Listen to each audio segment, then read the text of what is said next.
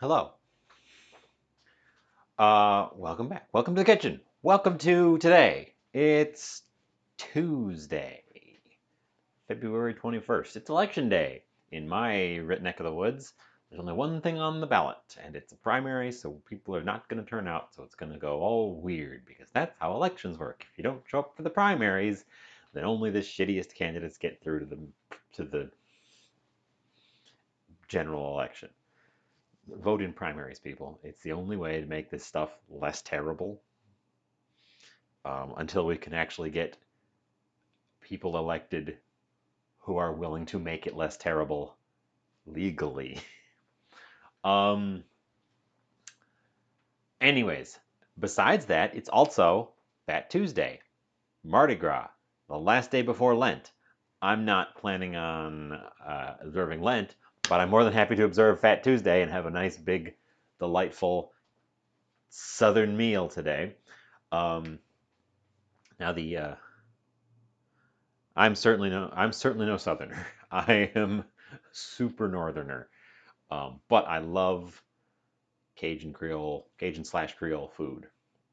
So I'm going to try making gumbo today properly.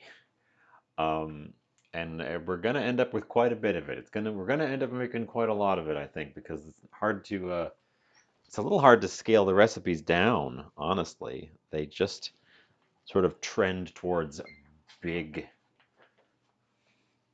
bigness. Um, so that's the plan. We're going to go through the whole process properly. Um, so let's get started. It should take a while. It should take a while. Um, let's put this away. Also, today, and this is a good reason to make a big pot of something, um, I just saw the first few flakes. We're going to have historic snowfall over the next 2 days. We're looking at more than 2 feet of snow in my area. I went out and got stuff ready. I gassed up the snowblower.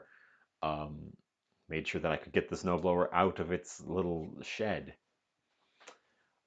So having a big pot of hearty stew to go with that is ideal because then tomorrow I'll have leftover gumbo, which supposedly, as with most stews, Felix, you are first. Um, as with most stews, gumbo should taste better tomorrow, but I can't eat it tomorrow. Well, I could eat it tomorrow on stream. So yeah, I'm bracing to be snowed in for a couple days, so good time to make a big pot of something. Um, so let's take a look at one of these. I pulled up some gumbo recipes. They're all kind of similar to each other, but they all have little variations, which makes me think that it is as long as you hit the base elements, you can build on that pretty freely. Um, if you want to make something like this and you don't want to go through the trouble, because gumbo's not the easiest thing in the world. It's definitely got some layers to it. Um, Jambalaya is similar and easier because it's a one pot thing and it's thickened with rice instead of a roux. Um, um, let's see. I need to pull these up in separate tabs. I'm hybridizing some recipes.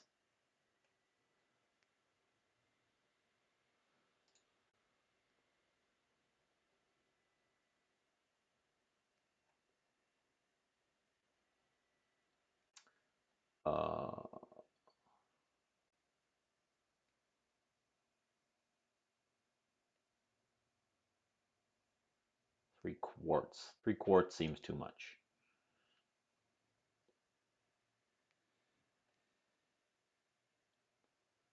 blah, blah, blah, blah, blah, blah. 6 cups would be a quart and a half.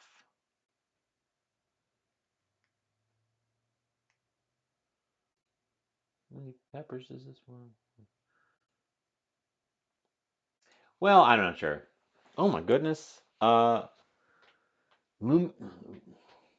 Luminizer? Luminizer? Welcome in. Um, I'll tell you about gumbo. Let's get over to my countertop. Let's deselect the frame of my image there so I don't have lines all over it. Gumbo is a Creole stew uh, originating in Louisiana, which incorporates the local ingredients with the French influence um, in the region. Um, so it's rich and spicy, but a little bit complicated because it's got some of that French influence in it. I'm getting out a bunch of spices to start with because I'm going to be making my own seasoning blend. I don't just have a Creole seasoning ready to go, and there's a lot to it.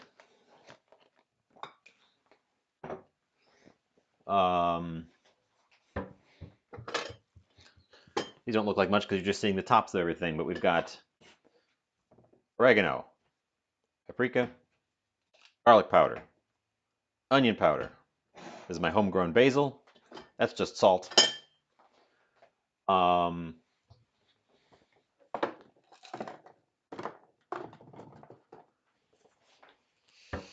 Thyme, black pepper. I don't have white pepper, so I'm going to add more black pepper. Cayenne pepper. I've also got my smoked paprika.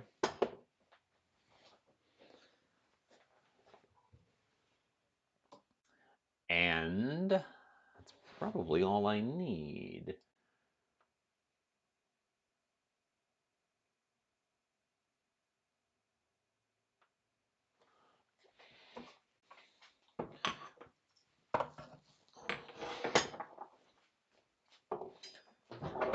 So let's get started. I've actually got some black pepper here in the jar, and let's just start adding stuff and grind it all up.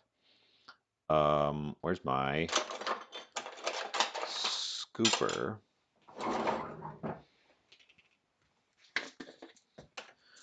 Start with the peppercorns. Now this recipe for the spice blend makes a ton, so I'm not going to make the full amount. Start with some pepper.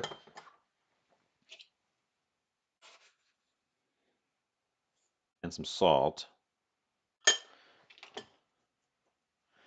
in my mortar and get it all ground up.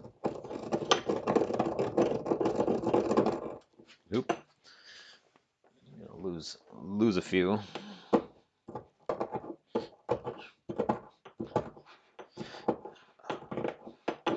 So what sets gumbo apart from the closely related jambalaya is mostly technique. It uses very similar spices. They're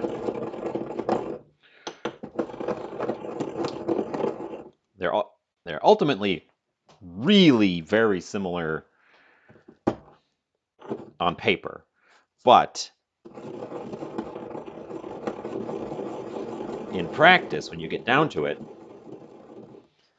you get very, very different results because of the technique. And I say very different, distinct results.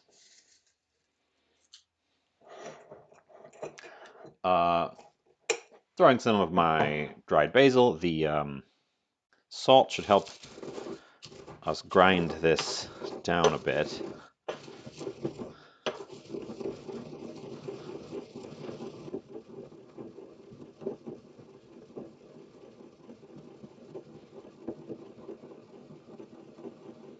Oop. There's still a whole peppercorn in there. So if you've got something leafy, like the basil there, putting a little bit of an abrasive, like salt, in the mortar with it will definitely help you sort of get a hold of it and grind it up.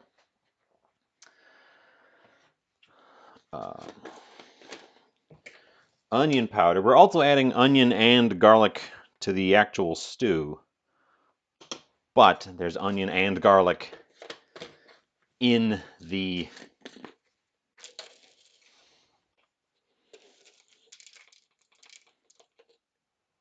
seasoning here. And dried onion and dried garlic do taste distinctly different, and I always keep both fresh onion and dried onion, as well as fresh and dried garlic, in my kitchen.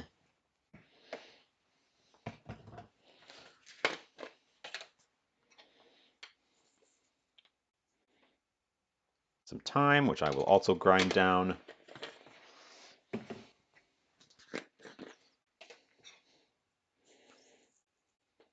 Some oregano, which I will also grind down.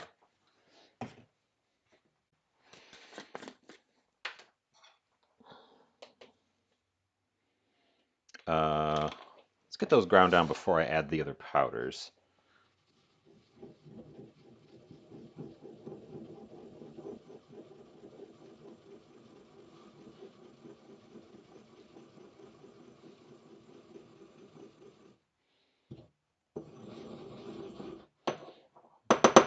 Okay, let's get this out of this bowl.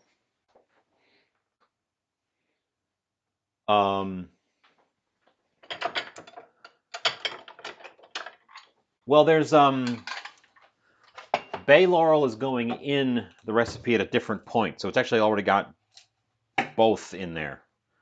And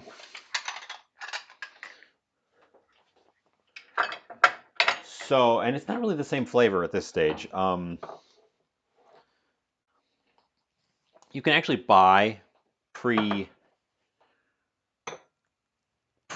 pre-ground Creole seasoning at a lot of grocery stores in the US. I don't know about elsewhere, probably a regional thing. I actually have one, and I just wanted to use fresh stuff. I've got one right here. This is Cajun Spice, which contains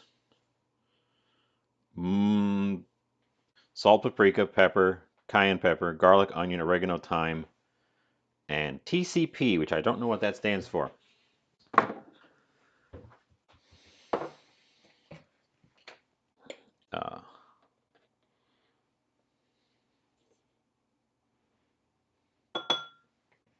Does that mean you're following along at home? I frequently joke that people are following along at home, even though I know they're probably not. Put some of this stuff back in my cupboard. Leave that one out. So that was regular paprika, but I'm going to use some smoked as well because I really like the flavor. And it's got this wonderful, vibrant red color. I know it doesn't show up very well on the camera. My camera's not very good at picking up red, but it's more red than the standard sweet paprika. And some hot cayenne pepper. Now, I could grind my own there as well, because I actually have some whole peppers, but it's Thai chili. 8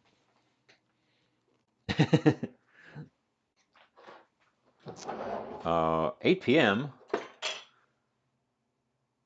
8 p.m.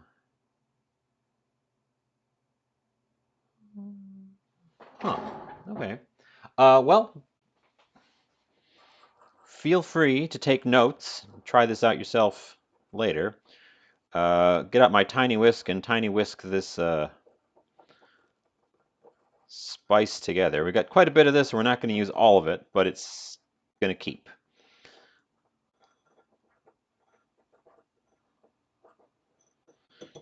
You could probably just add these things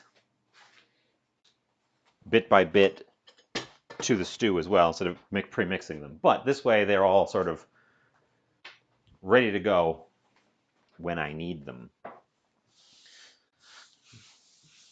Dust off. The other thing I'm going to prep right now before we get any further along is the garlic. As always, when you're using garlic, I recommend crushing it up, mincing it up, however you're processing it. I recommend doing that at least 10 minutes before you need it, so that it has time to develop its flavors. Gonna have to get out a scraps bowl. We are using quite a lot of garlic for this one. I've got 6 very substantial cloves, in addition to the garlic powder that's in our spice blend.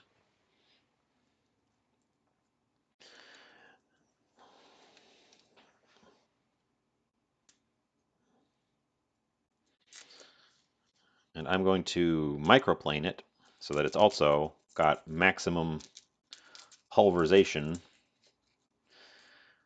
I like garlic. Oop.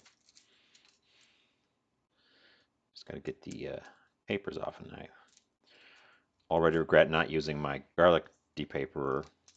There we go.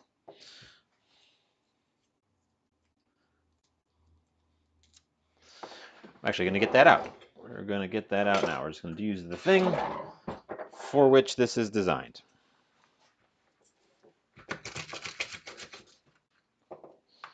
Ta-da! Garlic depapered. It took mere seconds.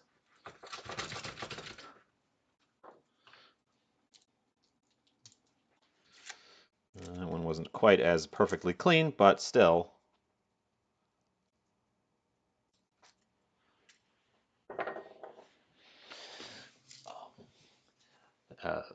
This thing is just a silicone tube. It doesn't work with cloves that are really flat, but as long as they're nice fat cloves, you just sort of stick it in there, and you roll it, and the silicone kind of clings onto the paper and pulls it away, so that it just kind of comes off real easy. And I frequently think that I'm going to be able to just do it with my fingers real fast. I should use the garlic depaperer every time. It is very handy, and I know it is, and I still don't use it all the time. That one's a little bit on the flatter side. You also got to be careful not to press too hard. That one might not. That one might be a little bit too flat. But you also got to be sure not to press too hard, or you'll mash the garlic in there. Just a gentle pressure, but I think that one's perfectly clean. Only this one is a little bit too pointed. It wants to slide instead of rolling. Bet you if I get it started, the thing can grab onto it though.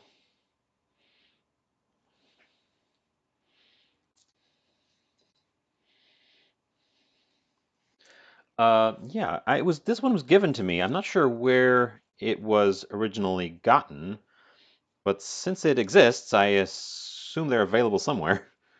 Because it was designed. It's not like it's a repurposed something else. It was designed for this. This one, okay, got halfway.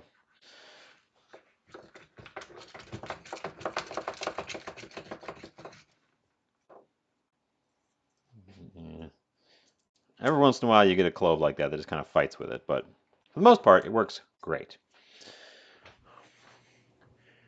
It sure speeds up garlic peeling when you've got a lot of garlic to peel. Okay. Okay. And then the microplane is my favorite method for pulverizing garlics.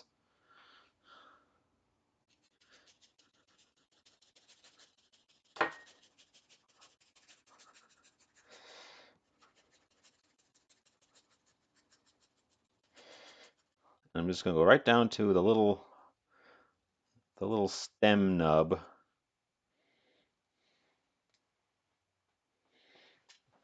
on each one. If you leave that little stem nub on there, uh, it becomes a little handle, so you don't run your fingers into the blades of the microplane. If you're mincing or crushing, I would cut that little stem nub off, but since I'm using the microplane, I'll leave it on.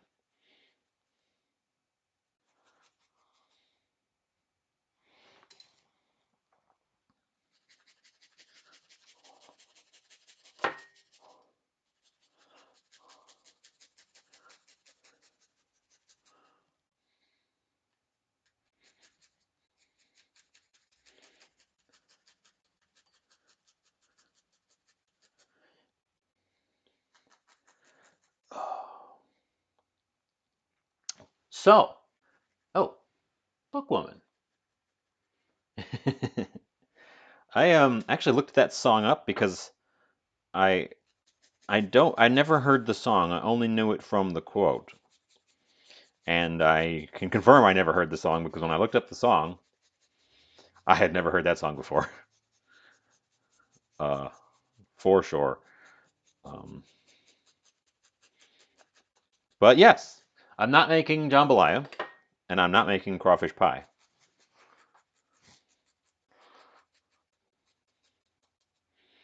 And technically, I'm not making filet gumbo. I'm making Creole gumbo, or I'm trying to.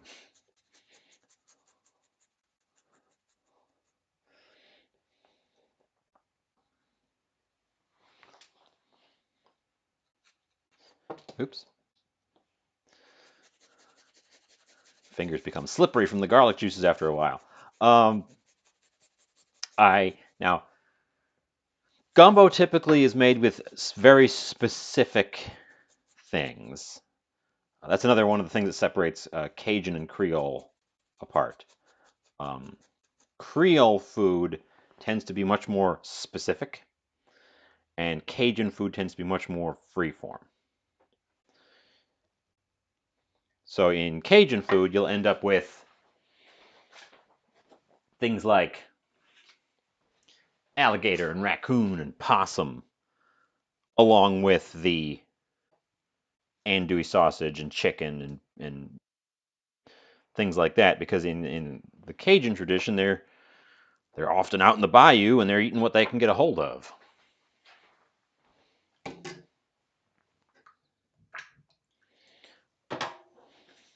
At least that's how it was described to me by a Cajun chef from Louisiana who's now living in Wisconsin. Um, okay. I want to get everything prepped up before. Ooh, I should probably do the roux.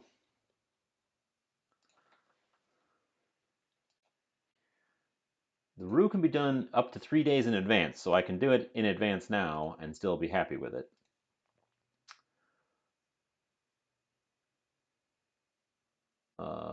Where's the half cup flour versus full cup flour? Every one of these is slightly different.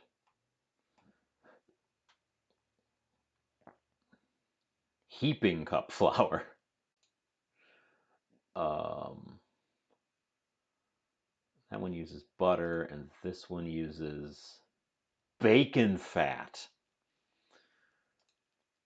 It's Fat Tuesday. I think I can get away with some bacon fat.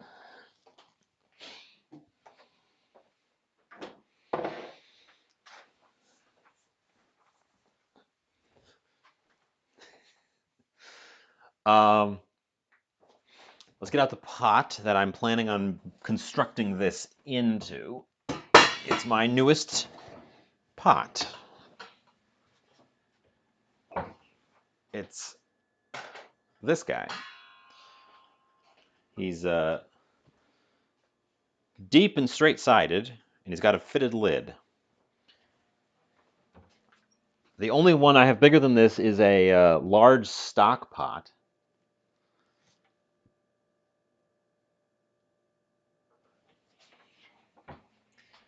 But we need to make a roux.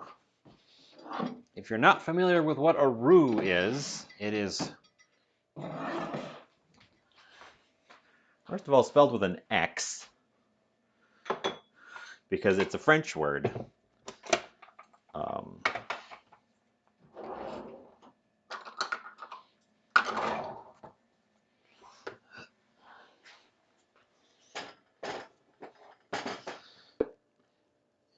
It's pretty simple. It's flour. We need quite a bit of it here. And oil cooked together. There's an ad coming up. I don't listen to music while I'm cooking because I haven't worked out how to get the system set up in here so that I can listen to the music without it picking up.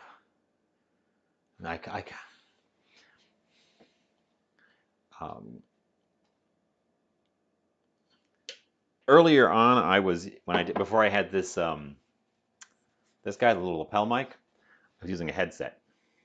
Oh, there's an ad running. I'll talk to you in a sec when we get back from the ad break.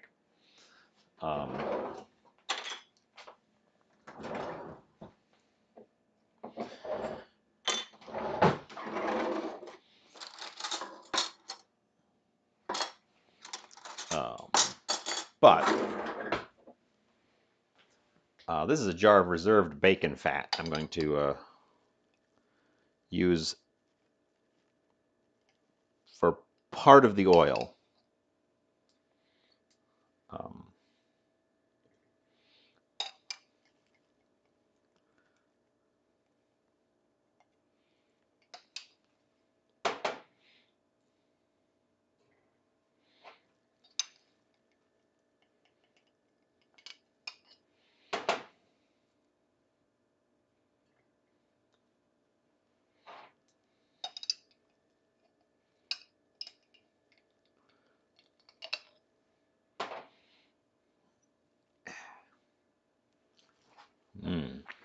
Bacony.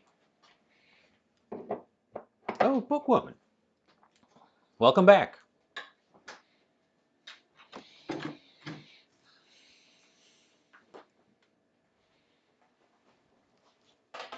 Welcome back with Prime. Spending those Bezos bucks. And then to pretend like I'm not quite as unhealthy, the other half of our oil is going to come from olive oil.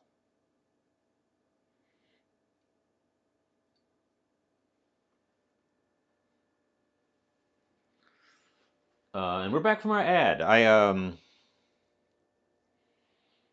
stopped talking because about the music, about your question there, because I noticed we were on an ad. Early on, I tried listening to music, and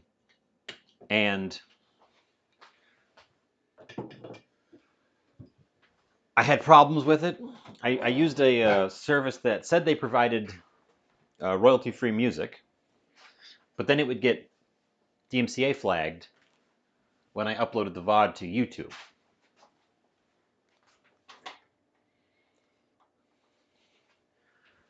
And hooking them up to the stream caused their bot to spam the stream with all the song names.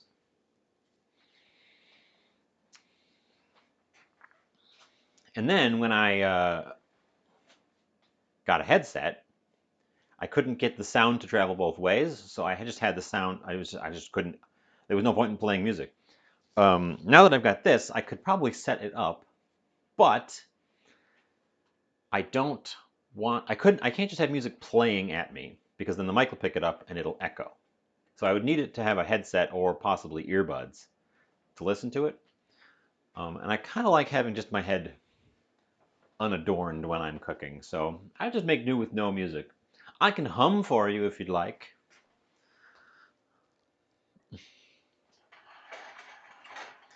It's gonna be hard to see this a little bit because of the walls are so high.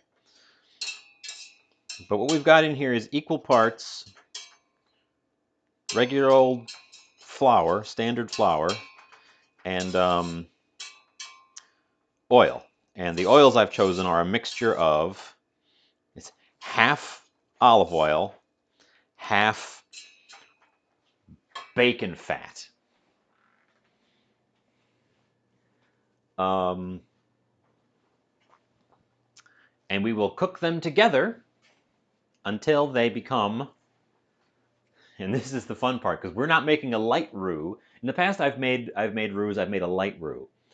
This wants a dark roux, not a medium roux, but a dark roux. So the finished result, and this is a direct description from a Creole chef, should be the color of dark chocolate and the consistency of mud.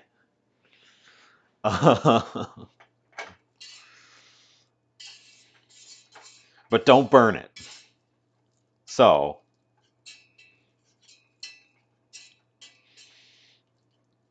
and it's important for this because it's not just a thickener,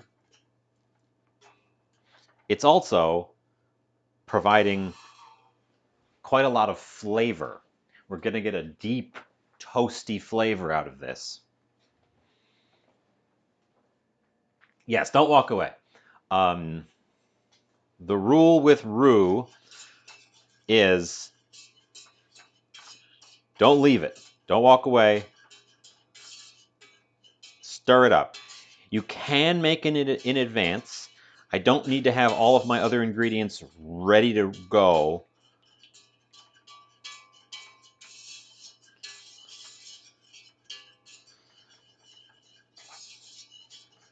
Because I can take it off the heat, put it over here until we need it. I could have made it yesterday.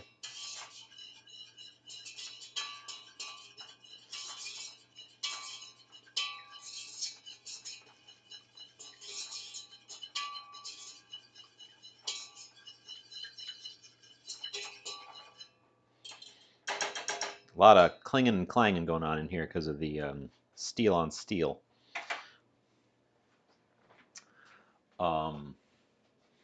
Oh. Hello.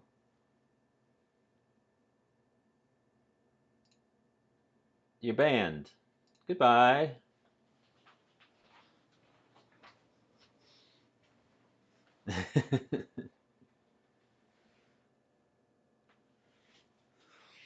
That's actually the first time I've gotten one of those where it still existed when I went to ban it. Last time one of those showed up, by the time I clicked ban, the account had already been deleted.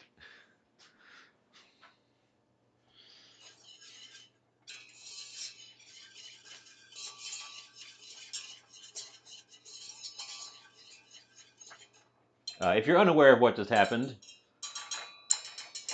that was a bot trying to sell shit. And 100% a scam. They're not trying to sell shit. They're trying to take your money and not give you anything worthwhile in return. Because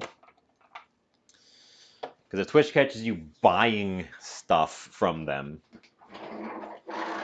You get banned.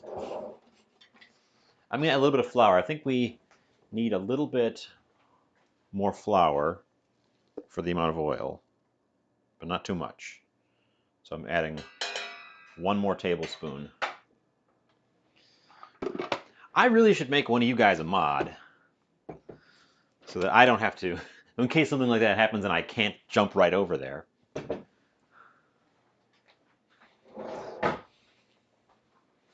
Neat. I haven't got what I think Twitch has actually cracked down on them. What I used to be follow bots that would roll around and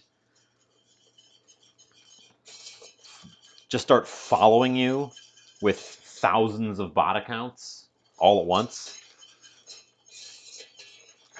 And they would target, they would show up in channels that have like a follow alert, and it would just play the alert continually for hours or until the streamer suspended all alerts. It was not the greatest thing. But yeah, I suppose eventually I'm going to need to get a mod because I can't always drop what I'm doing at the stove here and jump over to deal with stream stuff. And having somebody, what I should do is get a little remote chat and put it up here above the stove so I can look right at it without having to crane my neck over from the side. You see me craning my neck over from the side. Oh. Okay, we're at the phase of this roux where it needs to be stirred continually.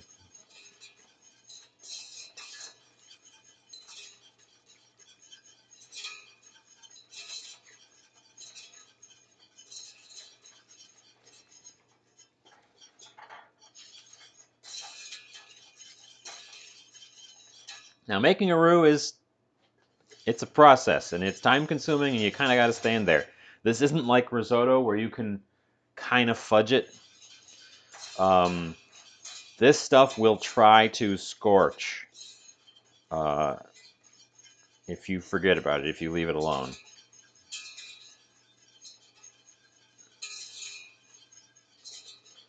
I almost think it needs a little bit more flour, but maybe I'm jumping the gun. I'm not real experienced with making roux either, so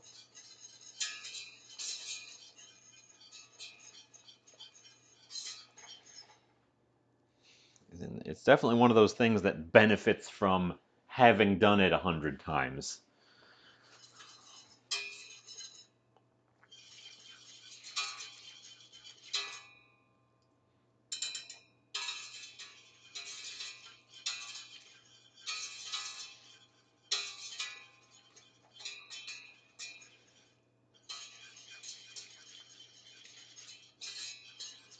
So this part might be a little bit boring for just a minute, for a little bit, while I'm tending this.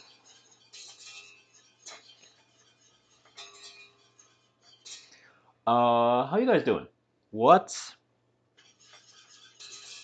up? Did you remember to vote for those in my state?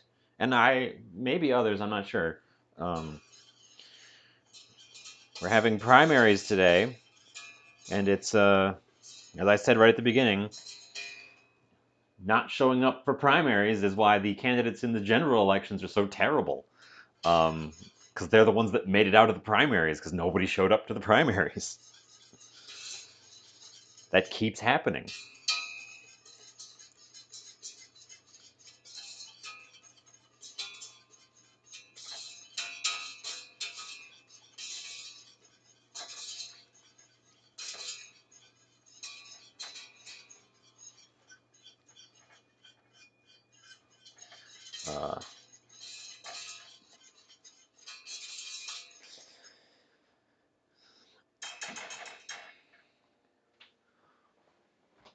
Don't worry.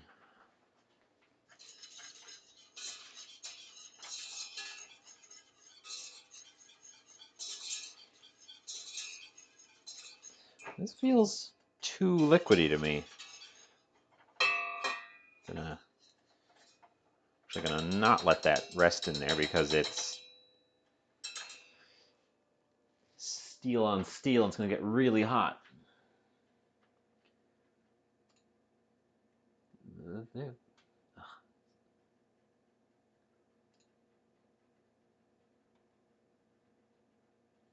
Looking for pictures.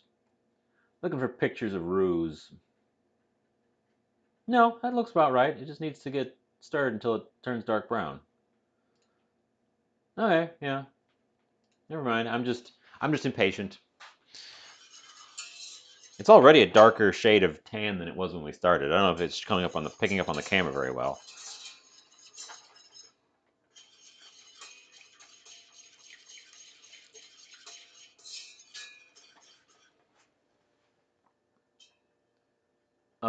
Yeah, it's approximately even parts flour and fat. I added an extra tablespoon of flour, and I kind of eyeballed the bacon grease part because it was hard to measure.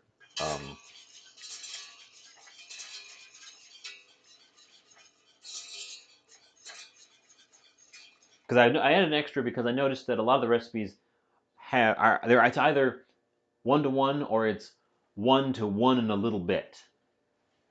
So I went with the 1 and a little bit option.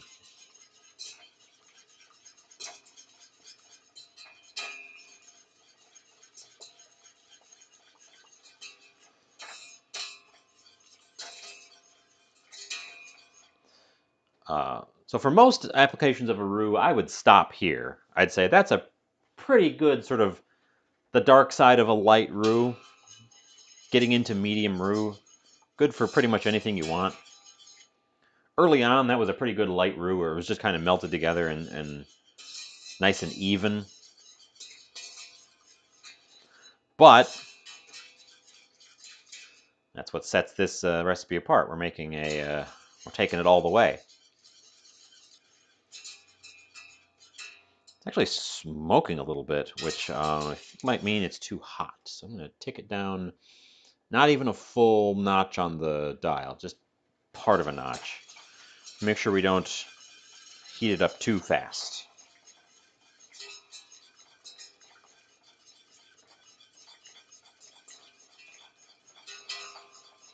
Because I suspect what's smoking is the bacon fat, because it's going to have a bunch of impurities in it still from when it was bacon.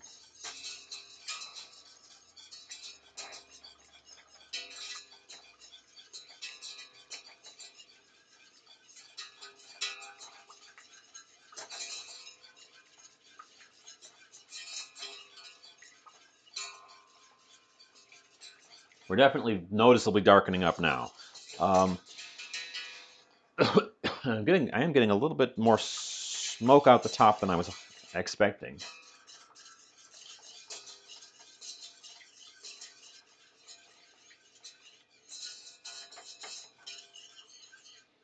But once we get this to where I think it's the right spot, I'll come back over, we'll prep all of our other ingredients, then we can start actually building this stew. It's gonna be some time, and then there's going to be a little bit of downtime later on when it all has to sit and stew together, and we can have a chit chat. We can do something stupid. I can tell you about my new toy. I got a new toy. I haven't tested it yet.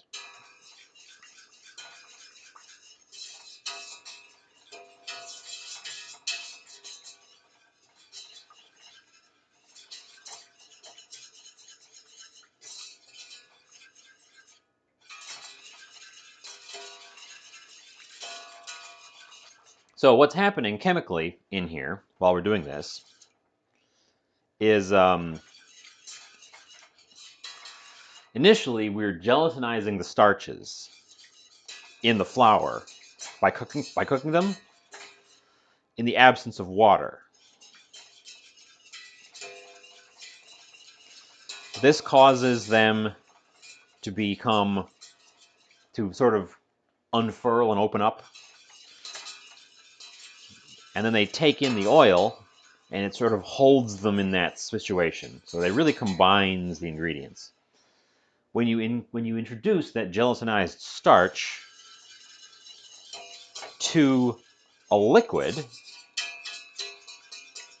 it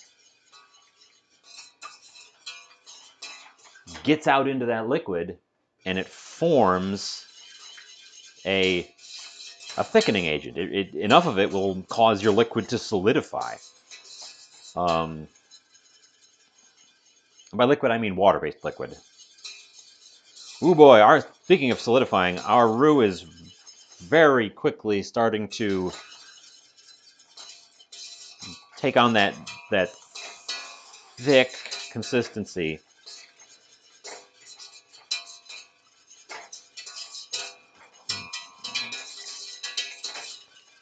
So you'll excuse me while I concentrate to ensure I don't burn this.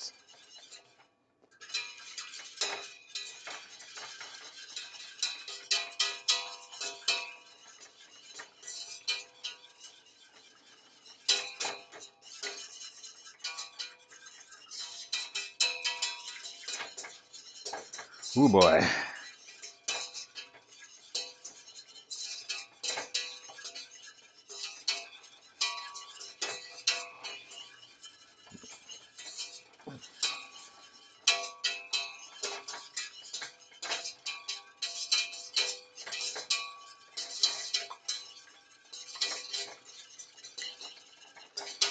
There's a workout.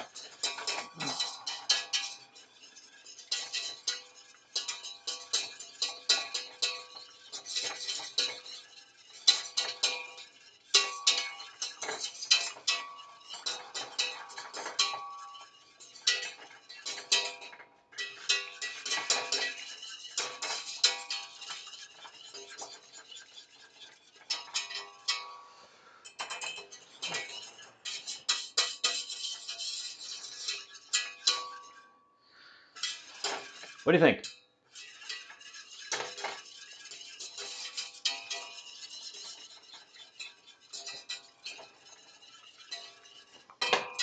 Oh, I'm actually going to take it off the heat, but keep stirring it.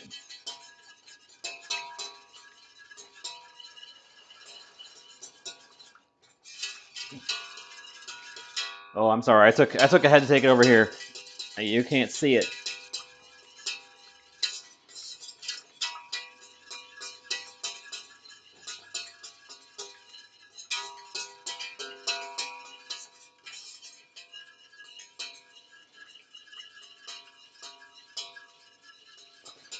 I'm going to stir it until it stops actively smoking, because I'm afraid it's still in danger of potentially burning just from the residual heat.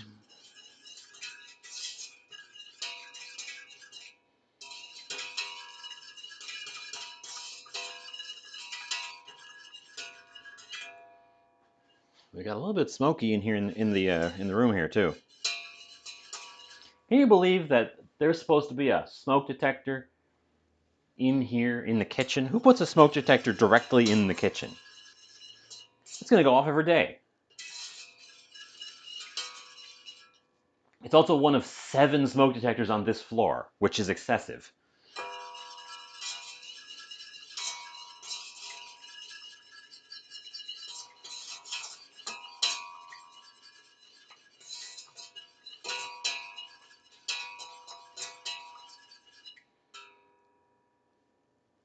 Okay. Okay. The smoking is slowing down. The smoking is slowing down, so let's put it where you guys can see it. Casting kind of weird shadows on it. It's not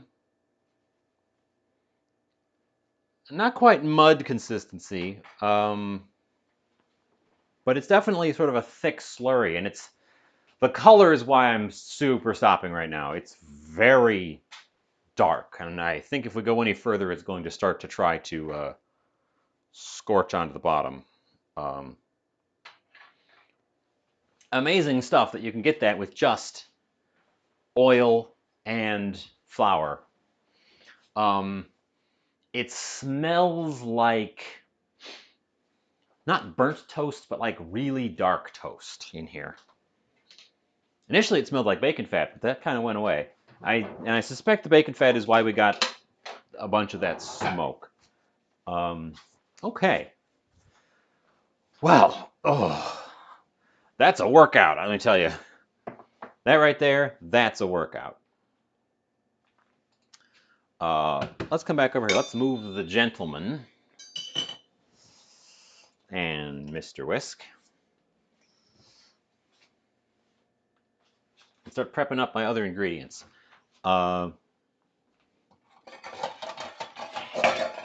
Get everything ready to go before we start cooking anything else. I'm treating that roux as an ingredient at this point because it can be done well in advance, although we're building everything else on top of it in that pot. I've got a slightly wrinkly green bell pepper here. I've got a fresh one too, but I'll use the slightly wrinkly one.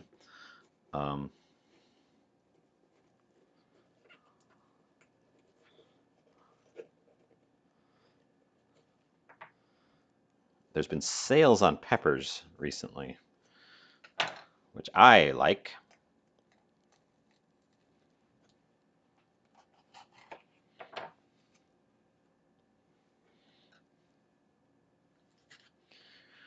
You know what? Before I start putting stuff in that bowl's too small.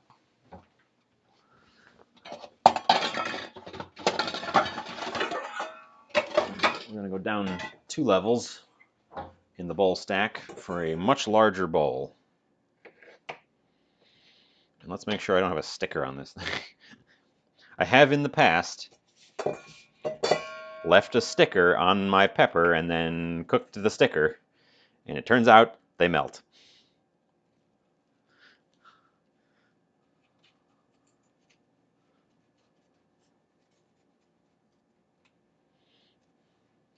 They melt and they stick to everything because they're stickers. So what we're assembling now is called, in the Cajun and Creole tradition, the Holy Trinity. It is very similar and is definitely descended from the French mirepoix, but substitutes carrot for bell pepper. Doesn't have to be green, but green is the most typical. If you want a splash of color, I would go with red because the celery is going to be green and the onion is usually going to be white. And then that's also the colors of a bunch of flags.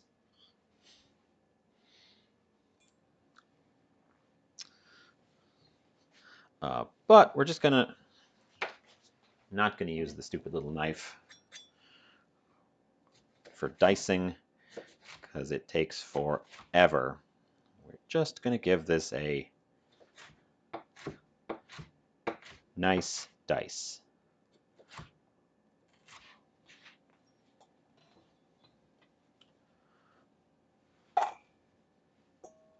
One large bell pepper.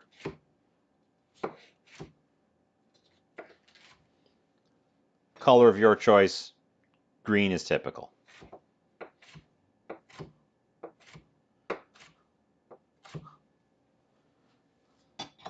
Oop, ad coming up. Good time for me to be just chopping stuff. I hope the roux wasn't too dull. It was a bit of just doing one thing for 20 minutes. But it's very important to the process. If you skip that, you don't have gumbo.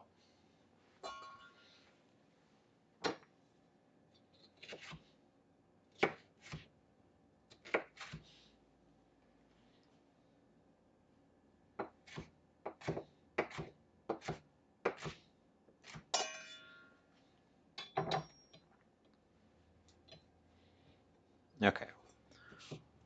1 large green bell pepper, diced. Celery. Celery is one of those things that I keep thinking it would be easy to grow celery, but every time I try growing celery, it's not so easy. So there. That is a weird, skinny piece of celery. I'm going to call that one rib of celery because they're both weird, skinny pieces of celery. So 1, 2, 3 ribs of celery.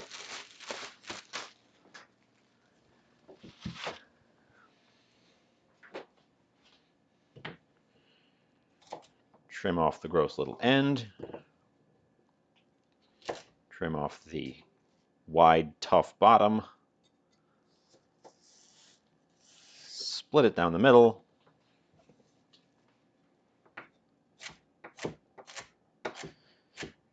Dice roughly the same size as your pepper.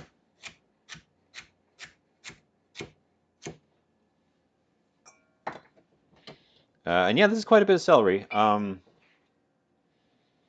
proportions are definitely a little more 1-to-1-to-1 in the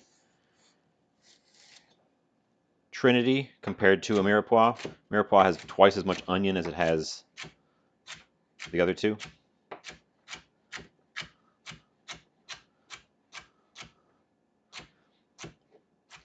Another key difference is we're not going to bother sweating these things out. They're going to go in the stew as is and cook down there.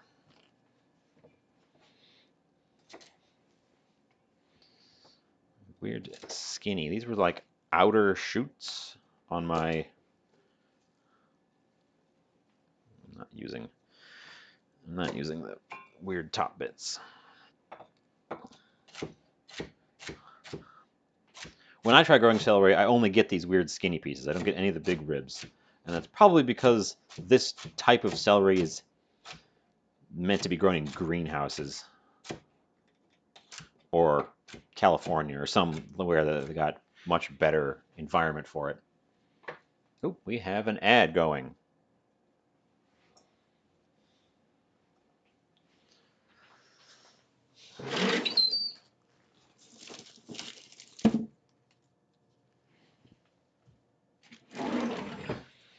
An onion, which I'm going to attempt minimal losses in getting the skin off of. I don't have a convenient tool for rapidly peeling an onion skin. I just have to do it with your fingies. And I do not follow the recommended fancy chefy technique for doing onions. I think it is not good,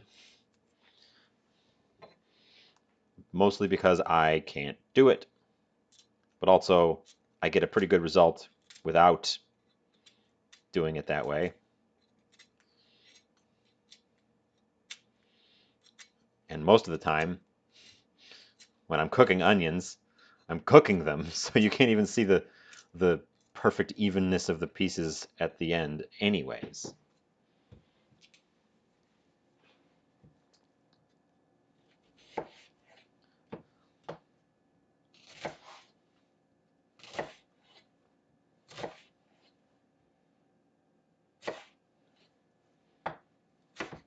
And I'm a little cautious because I had a couple weeks in a row there where I injured my hands, not cutting onions. Never cutting onions.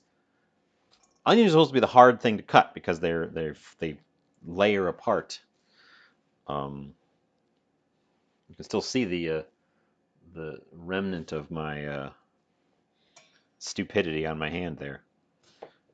I actually reopened that wound through my own carelessness. I took the Band-Aid off because it was it had sealed up. I was like, okay, well, I don't need the bandage anymore. But it was really itchy, and I tried to sort of scratch around it, and I ended up scratching it directly, and then I had to put the Band-Aid back on it. Okay.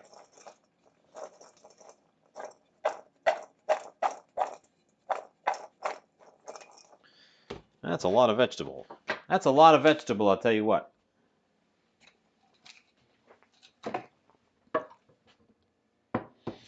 Set that aside. Okay, we have authentic New Orleans gumbo, which wants an entire bunch of celery, which I'm not doing that. We're not doing that, and an entire chicken, which we're also not doing.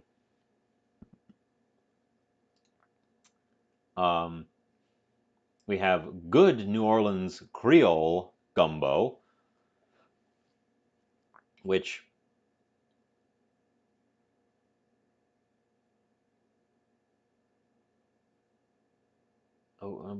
bacon drippings, tomato. No, I've been repeatedly told no tomato. And we have gumbo recipe parentheses traditional, which has a lot more garlic in it, and one whole chicken. Start doing the meats. Start with the one that cannot be left out. If you leave this out, much like if you don't do the proper roux, if you leave this out, it is not gumbo. I can't say Johnsonville is the most traditional brand, but andouille sausage is absolutely required. I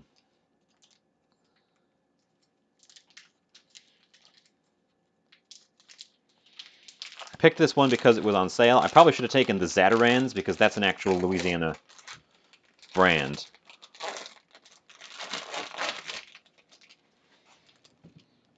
But this one was having a sale.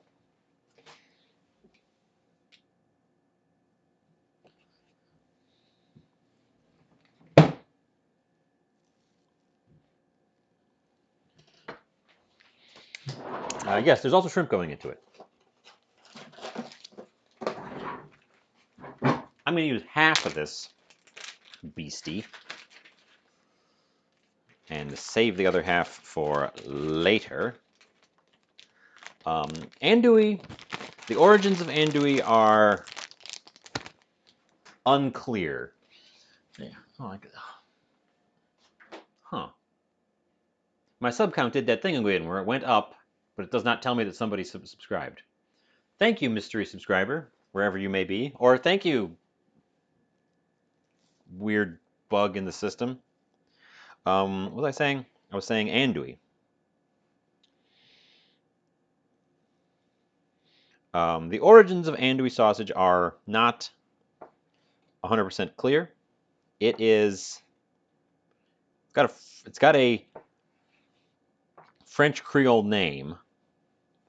It probably originated from French and German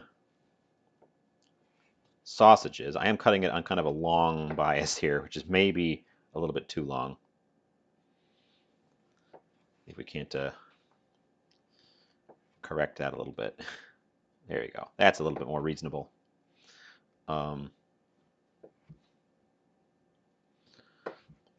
But it's the particular spices that are in andouille sausage that are so integral here.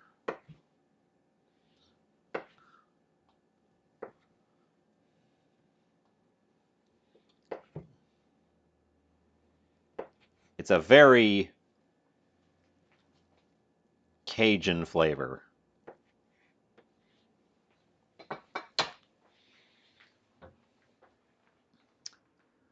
And all these recipes also tell me to cook it in advance to get it all browned up. So that's what we're going to do. I'm going to very lightly oil this pan.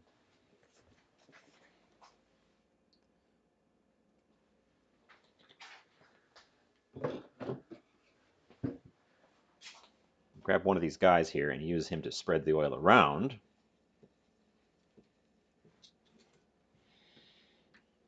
And then we're going to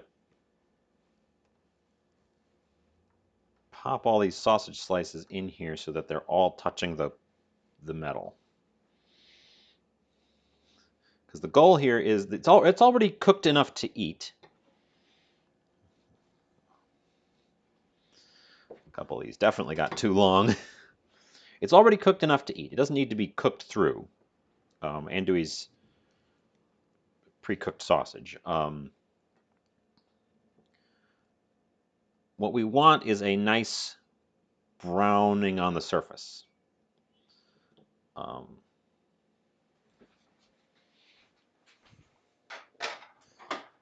Get that on the heat. I'm not going to go over and do anything with that now. They're going to brown on the side that's facing down while I prep the next thing. And the next thing is chicken. I lucked out. I had some frozen chicken that I was thawing out. And while I was out doing my pre-snowstorm prep, I came across this guy, reduced because it's use it or lose it today. So we are using it today. And it's thigh, which is, always take a sniff when you buy discount meat, just in case. It's thigh, which is exactly what I was looking for. And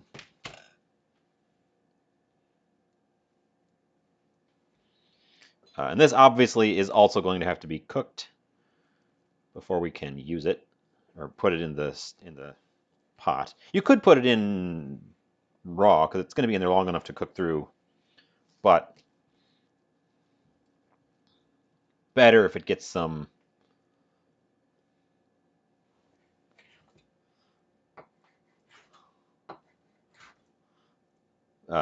color on it.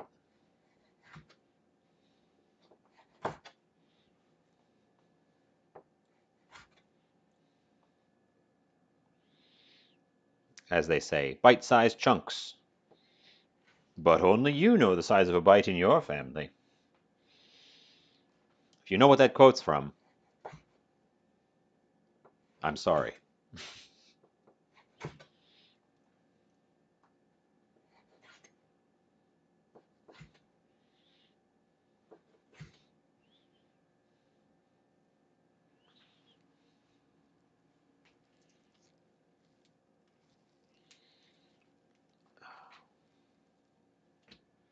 There's some big chicken thighs.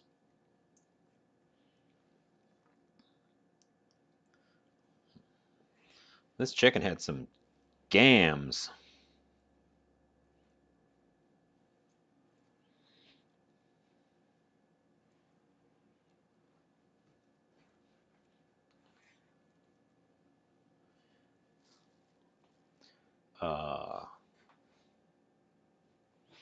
I hope that pot's big enough. I'm making a big thing today. So I hope that pot's big enough.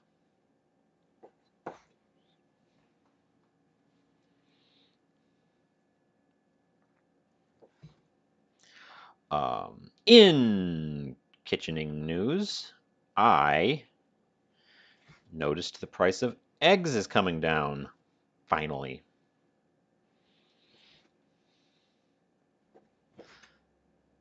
That's probably a good sign. You know, I should have used the nylon cutting board for the chicken. But yeah, the price of eggs is coming down. Like, not just leveling off, but declining. Which, I can't remember the last time I saw something actually drop in price. Usually it goes up, and then when production costs go back down, the thing just stays at whatever price it was, so that they can make more profits off of it. But the price of eggs has actually declined. Not a ton, but not none. Okay, that's 2 chicken thighs, which is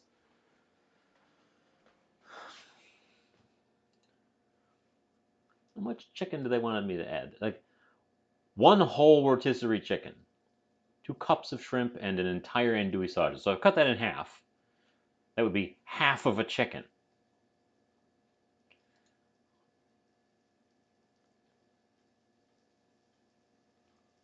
This one has crab meat in it, which is another interesting twist.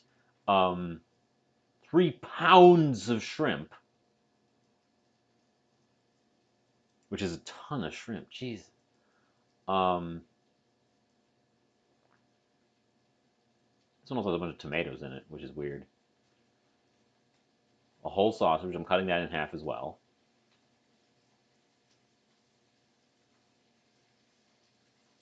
And this one has no chicken in it. This one's just shrimp and andouille. And the third one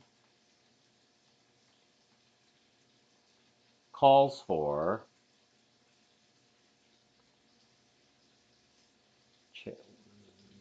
one whole andouille sausage. Oh, this one actually has filet in it. We could have made a filet gumbo.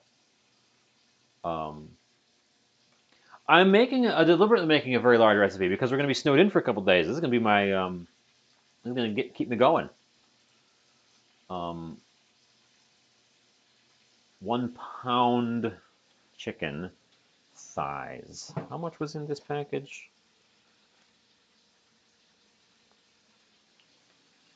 That's going to be enough. Okay, I'm just checking. I'm getting my proportions right.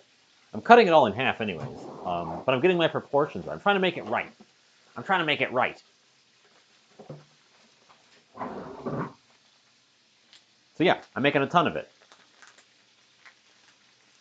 How many does this recipe feed? That one serves 8. That one serves, which I'm cutting in half. That one serves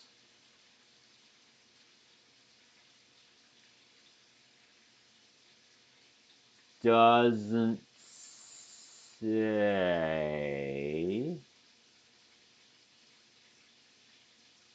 Oh my god, that one served 20, which is why I'm not using that one verbatim. That's the one that has the whole chicken and 3 pounds of shrimp in it. Um,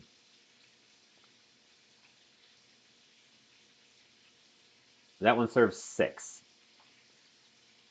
So yes, one of them definitely serves a whole lot more than I was aiming for. Um, but that's also the one that has 3 pounds of shrimp, and I'm sorry, I'm not putting 3 pounds of shrimp into anything. Shrimp's expensive these days. Uh, this is getting some shrimp.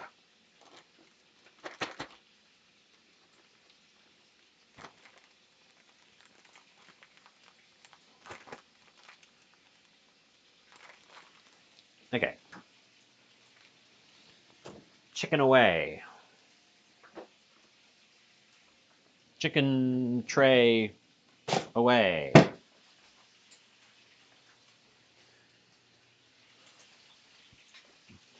Before I wash my hands,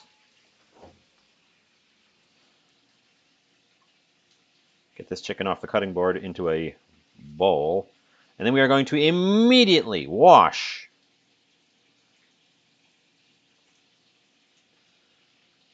these fingies. Also this and this, because raw chicken don't play.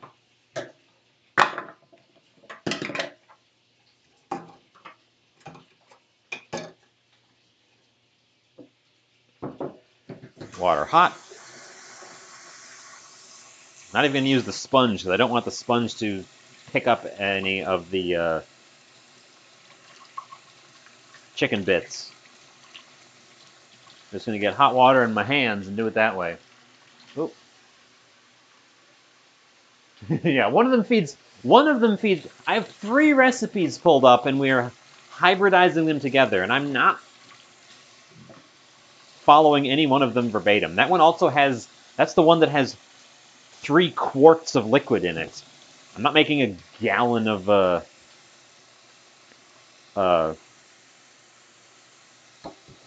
gumbo because I don't have a place to put a gallon of gumbo.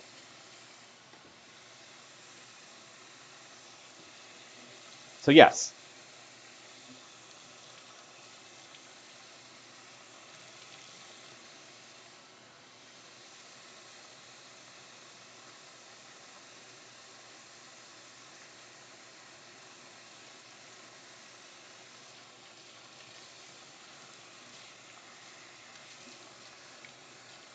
Besides, my pot wouldn't even hold a gallon.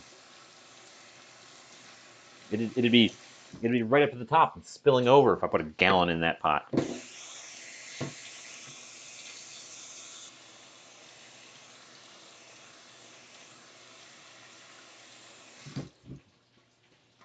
I really shouldn't have used the wooden board for all that chicken. The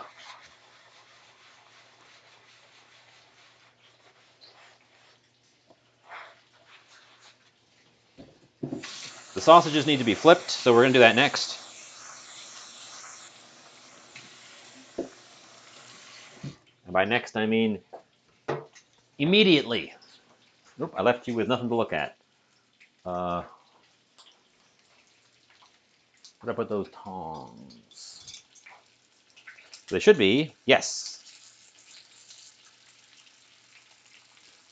Getting a good sort of crusty brown on one side. And we'll just give everybody a simple flip and get that nice crusty brown on the other side. Because that brown crust is flavor. They're a little bit crowded, so I'm not getting as nice of a crust as I would have liked.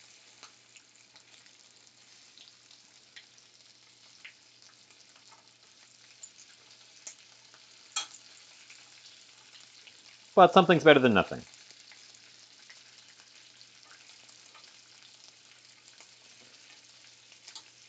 Also, this Johnsonville brand andouille is a little wetter than I think a proper andouille is.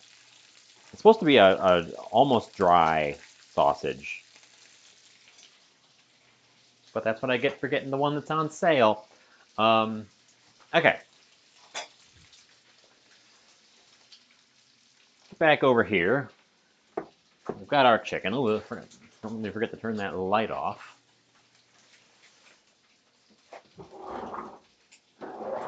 Okay.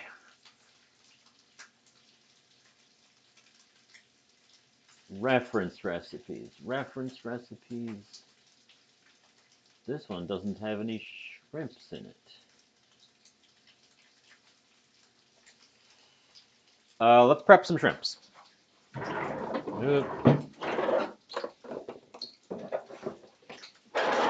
Get out the board I should have had out to begin with. I had this. Ooh, they're actually they're a little bit icy still, actually. I had this partial bag of shrimps.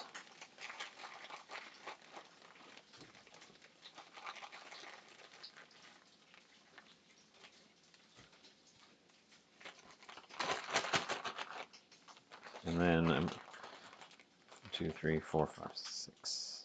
Yeah, I'm going to leave 6 in the bag because that's a good amount for like one thing that needs shrimp.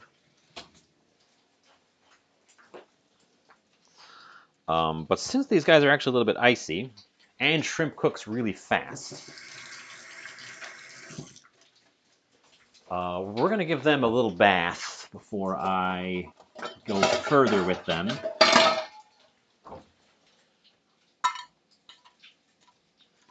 They're not rock hard frozen. I could probably try peeling them, but it'd be much easier if they were fully thawed. So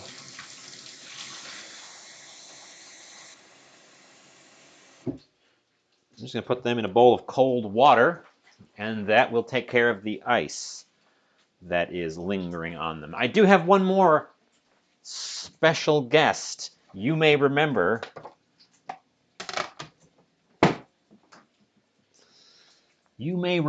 this special guest. This stuff is, in fact, the last of my alligator meat.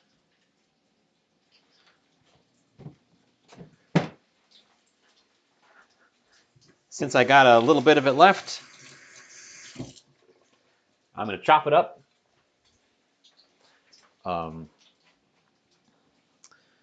In my readings on not Creole food, but Cajun food,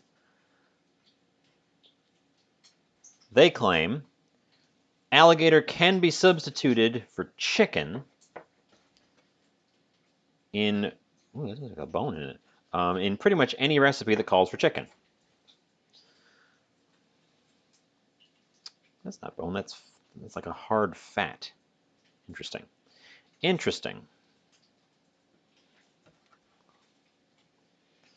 But I've had this in there. I stuck it back in the freezer, so it's gone a little bit iffy. So the fact that I'm doing this as a stew is probably a good way to use it up. There's not much of it, and I'm actually going to do it at the same time I do the chicken. And then they're both going into a stew as well. So any gnarly bits on this should cook out, but give us a fun little variation.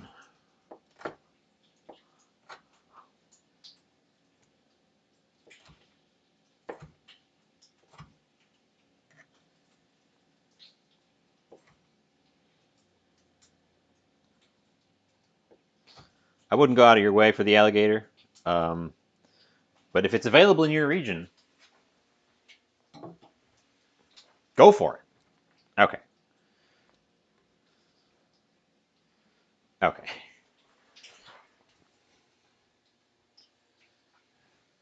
Don't wash your hands directly over the shrimp.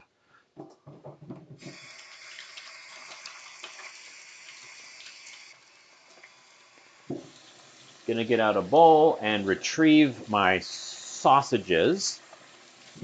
We don't want them burning. We just want them getting a nice toasty color on them. I just hit my mic pack.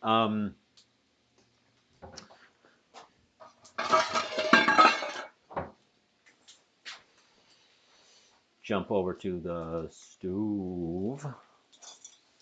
So they should be. Ooh, they're a little bit over, but that's okay. But we do need to get them out right the heck now. Or they will be proper burned and not just richly colored.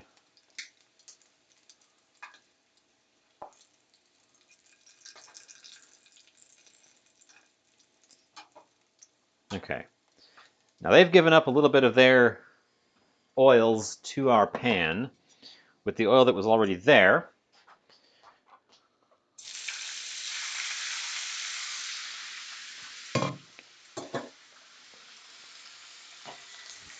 We're going to cook all this stuff.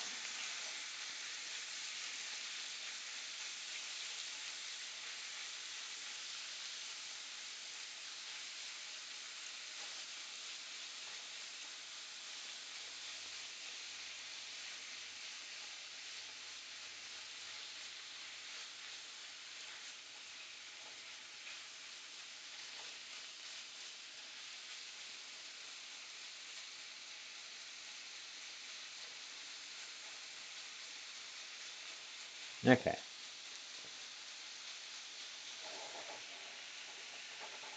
Okay. Get that stuff started. While that's getting started, I'm going to wash this pan again. Or, not again. This is the first time I've washed this one. The cutting board.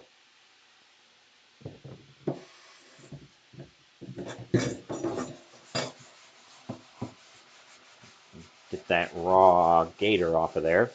I have been treating gator as though it were chicken in terms of food safety. So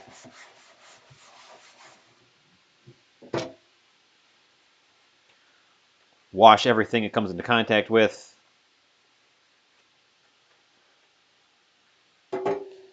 Pretty much immediately.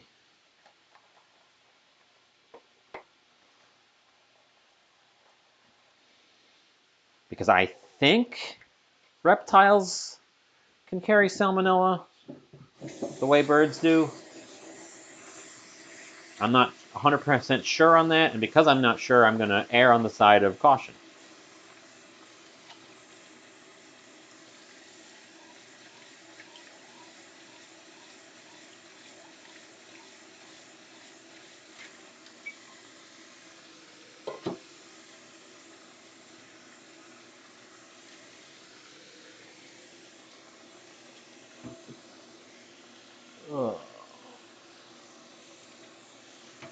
Okay.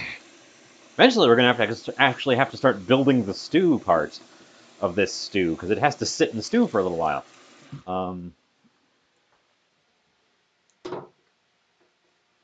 Okay. Yeah. Okay.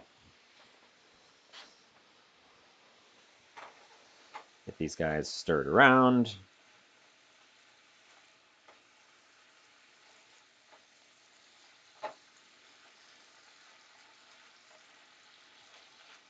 And this needs to be cooked well enough that you'd want to eat it.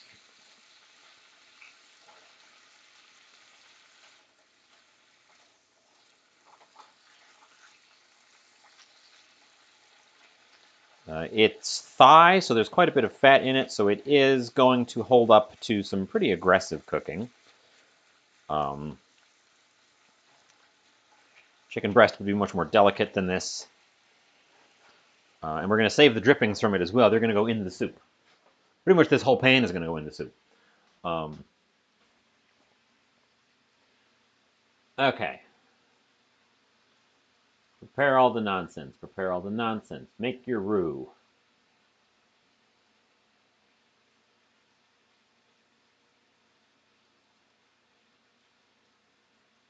Oh. Yeah.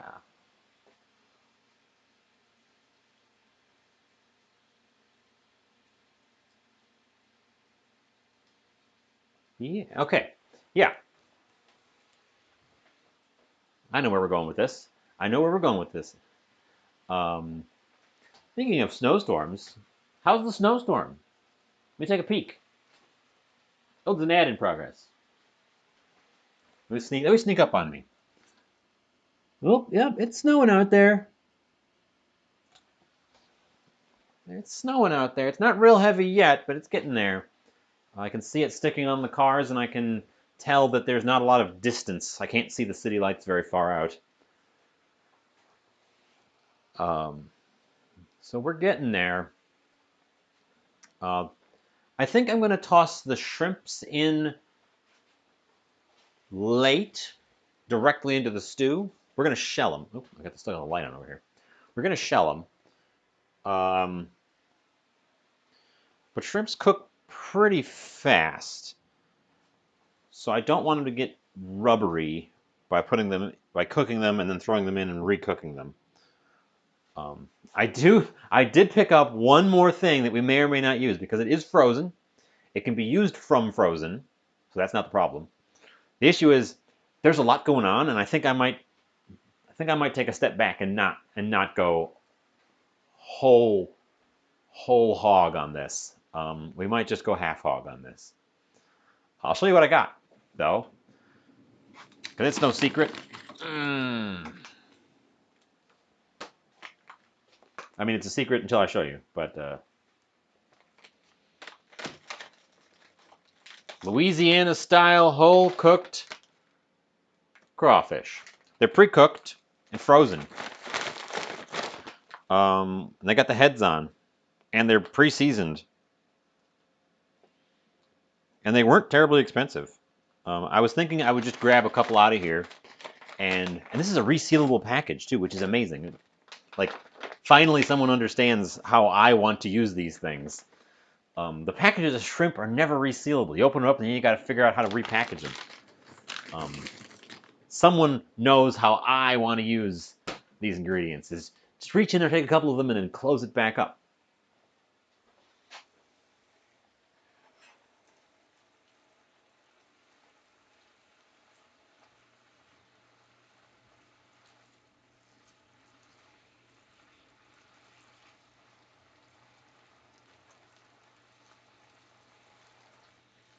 But since there is quite a bit going on here already, I think I might simply not go for those and save them for another time. They are frozen, they'll hold. There's no danger there. Where have I got you? I've got you on the wrong side. Over here. So I would call this a par cooked stage. The chicken is bouncy, still kind of rubbery. Um, on account of being just barely cooked. It's going to be edible at this point, but I think it's still going to have a little bit of a funny texture to it. The fact that we're going to stick it in the pot there and stew it for a while is going to affect it as well.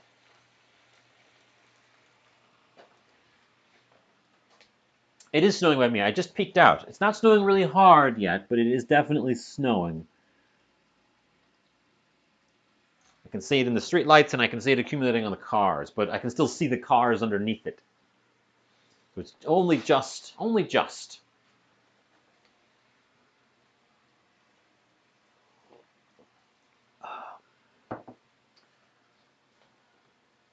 I should make sure I've got everything else that goes in here. The parsley, we've got some parsley. We can throw that in there. Blah, blah, blah, all that stuff. This one's the really long one. And I'm not doing tomatoes, but I am going to throw in some okra. Okra is another thickening agent. The roux provides thickening, but then okra has mucilage, the lovely sounding mucilage, which is exactly what you think it is. It's plant mucus. But it's a thickener. What is filet powder? By the way, what is filet powder? One of these recipes calls for it. Sassafras, which is also a thickener. I'm not using that. But that's what filet gumbo is. I understand it now. Filet gumbo is specifically gumbo thickened with filet. Fun.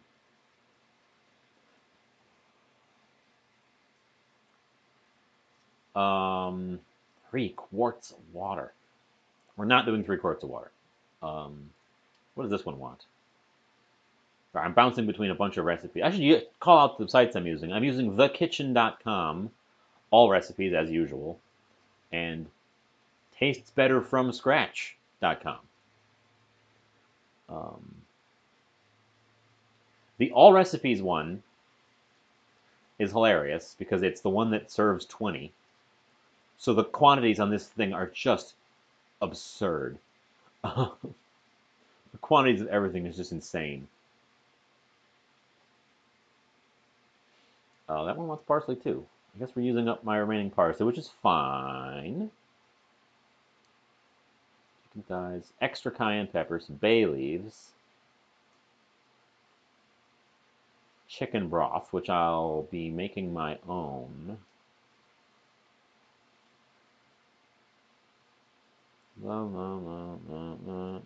Yeah, I like all this stuff.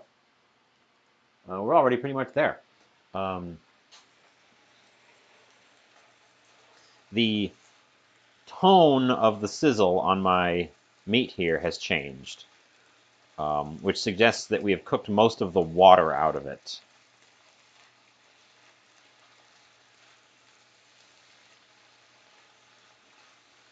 So I would probably be happy eating the chicken here now.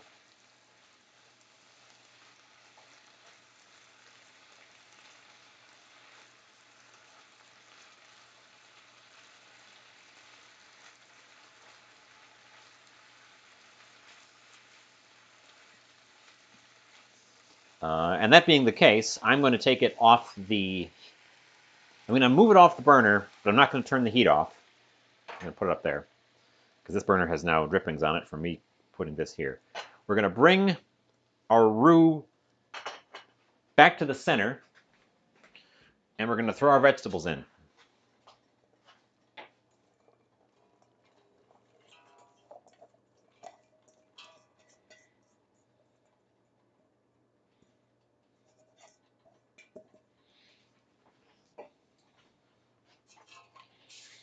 And we're going to... Ooh, yes. Okay, the roux is the consistency of mud now that it's cooled off a little bit.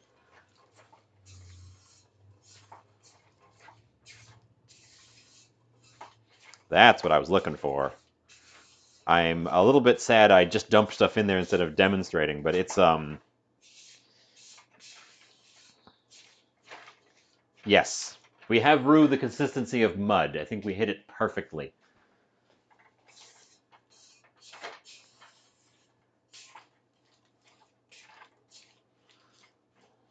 Okay.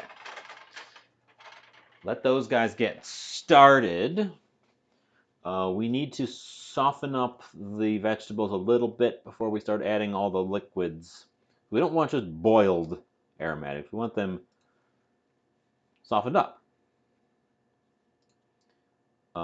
Sorry, my top of my head itches a little bit from wearing that big floppy-eared hat that I've got. It always makes my hair a little bit flat and then a little bit itchy as it pops back up. Um,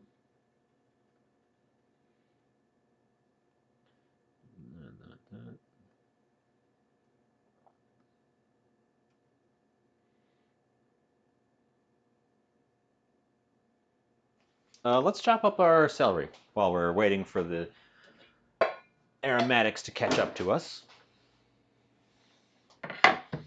Oh, not celery. Celery's already been chopped up. Our parsley. I don't have a lot of it left, and it's kind of wilty, so we're going to use all of it because it's kind of wilty. I won't be able to make any other recipes calling for parsley because we're going to be snowed in tomorrow.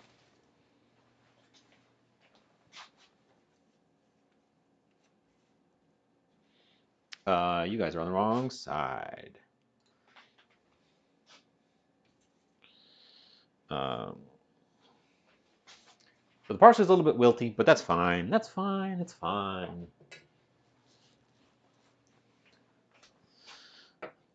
And don't neglect the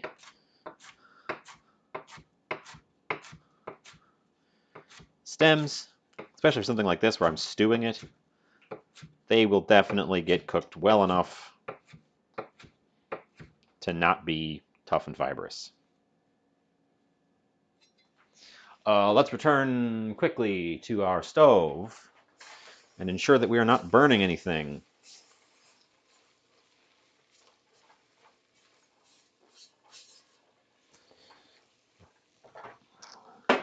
We're going to add the meats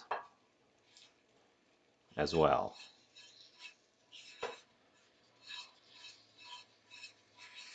And their associated drippings.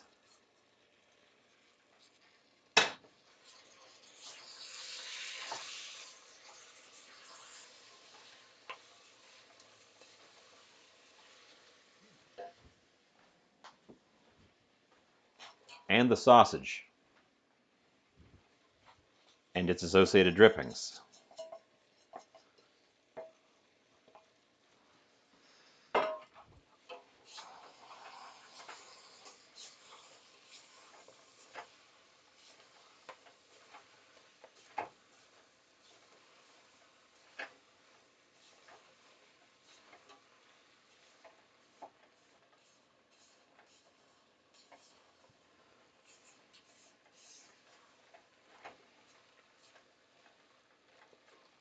Okay. That stuff is getting to know itself. We're going to one of my homemade, where did I put them? Where did I shift them off to?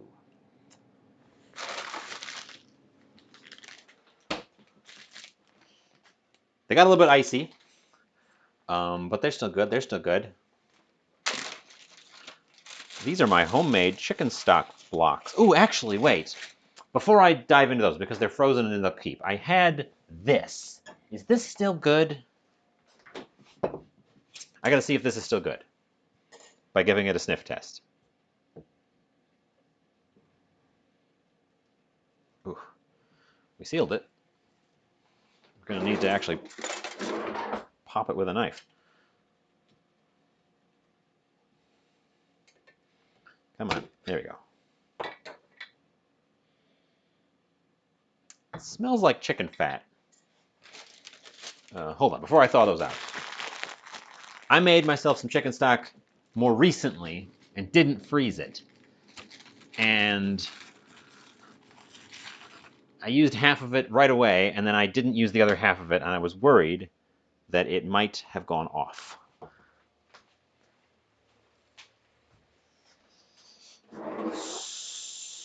So I'm going to give it a poke. It is still very well gelled. Okay, it hasn't gone off. It smells good too. So this is unseasoned homemade chicken stock. Oh, I can smell something burning at the bottom. Shoot, no, no, no, no, no, no burning.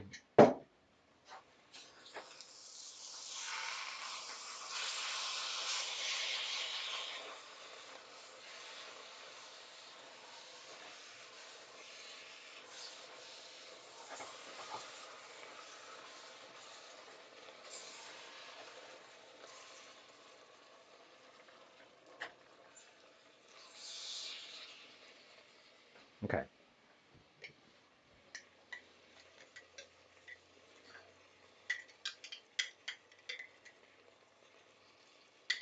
Interesting. So the other one, after I broke the fat layer that collected at the top, started to de-gel itself.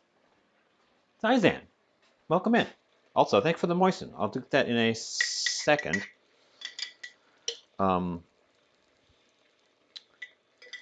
The other jar that I used, when I broke the fat cap on top of the stock started to gradually liquefy. This one, with the intact fat cap, the stock stayed very, very strongly gelled.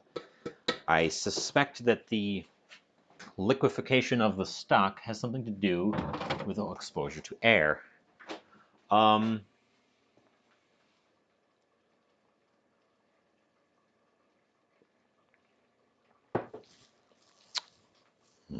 Moist.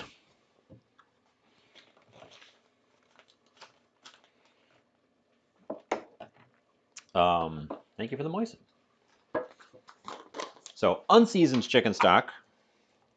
Also, a couple of chicken bouillon cubes, which is like chicken stock, but with all the liquid taken out of it.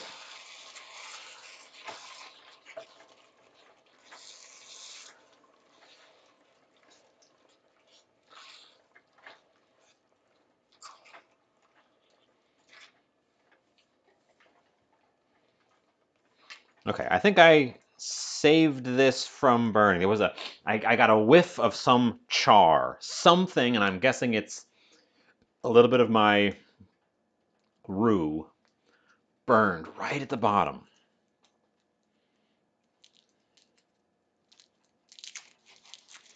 Just gonna chuck those in there whole. They'll dissolve as we add more liquid to this. I hate peeling these things. I wish there was a tool for quickly peeling bouillon cubes.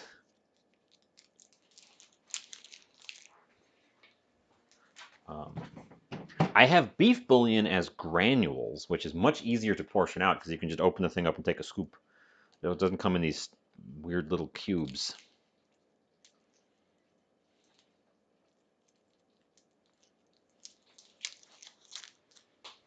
Okay, 3 of those, which I don't know if that's the right amount, but I want some decent quantity here.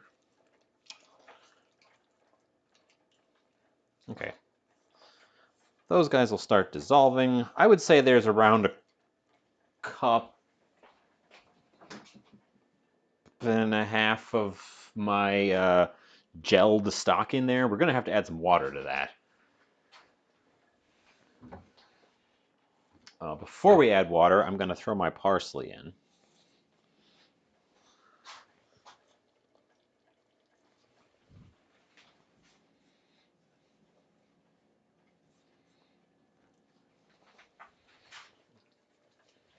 And my garlic.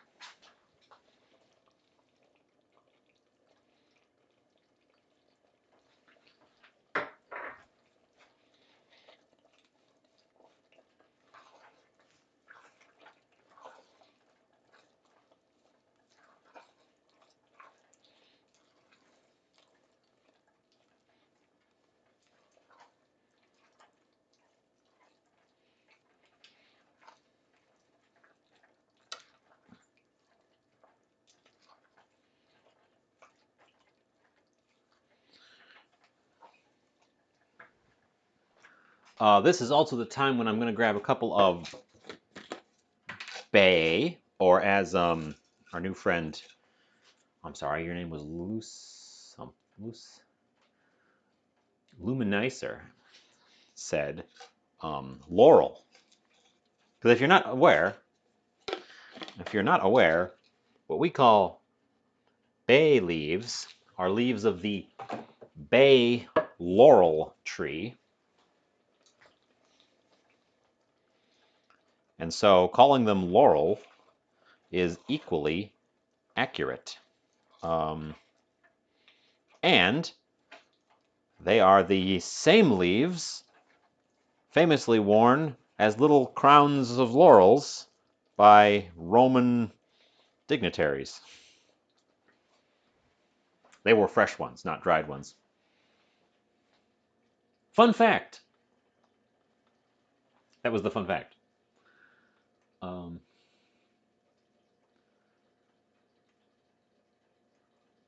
when do I add my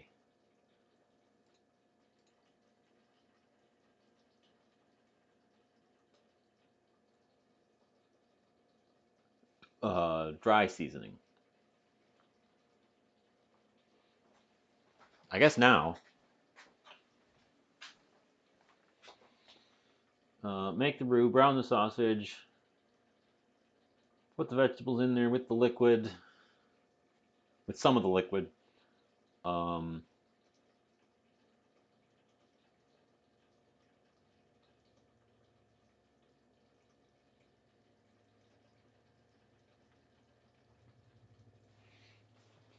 do it now.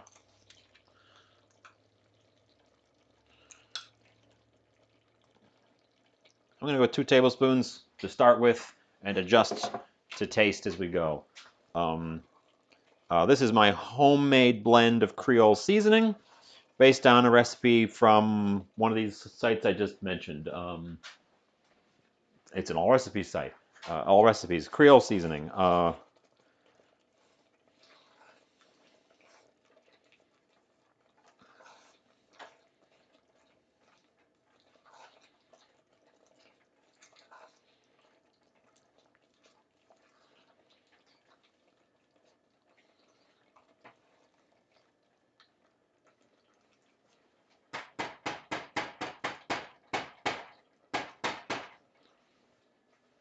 Put that there.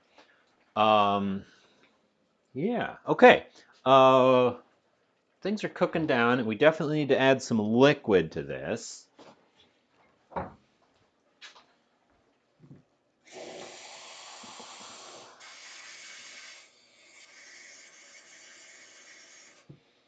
So in goes 2 cups.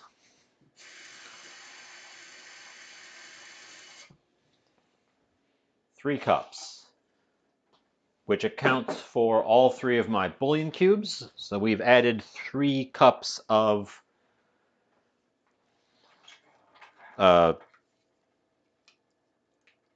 packaged chicken stock, basically.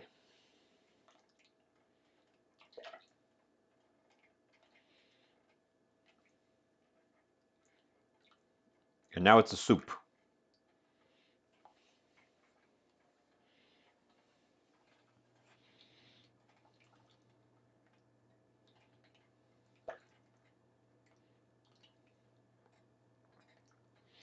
So, now that I'm thinking about it, and Luminicer asked earlier, I haven't put any thought into bringing music back. What do you guys think right now? If I were, should I have music running during this during cooking? I could figure out how to hook it up if I really had to. Nothing obtrusive, of course.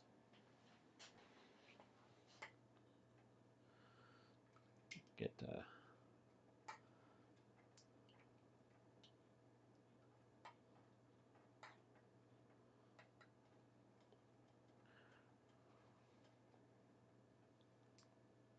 okay. Taste this broth.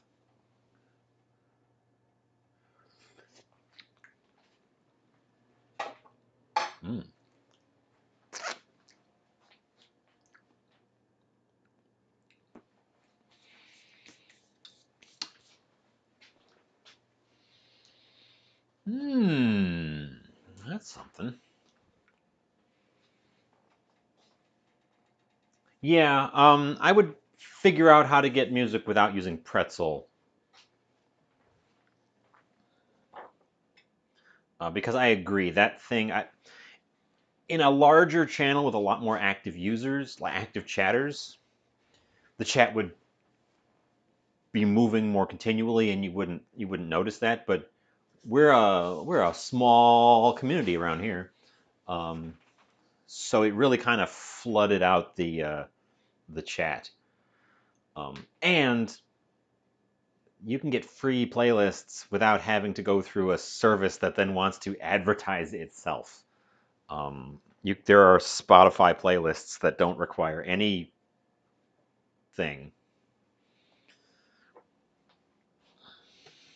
So if I wanted to, the issue would be I would need an earbud or something so that I would listen to it as well, because I couldn't just have it coming out of my speakers because then it would echo. It tasted good. I didn't want to give you a preview of the taste. It tasted good. I was checking to see if I wanted to add any more of the powdered. Um, I don't think I will at this point. I might add more of the smoked paprika, just a little more of the smoked paprika to it. And I'm tempted to throw in some MSG, but I think I shouldn't do that because that kind of it's a cheat. It's a cheat. Um, um, yeah. So I was gonna come over here. I want this to come up to a simmer, which is just starting to do. So I want this to come up to a gentle bubble, not a roiling bubble, a gentle bubble. And then I was gonna peel these shrimps because they're all thawed.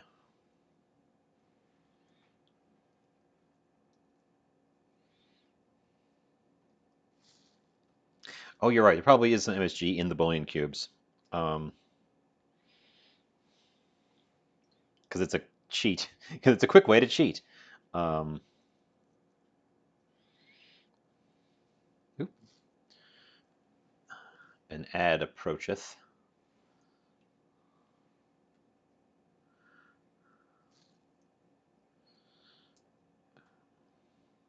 So these are nothing fancy in terms of shrimp. These are the same shrimps I've had for a while now.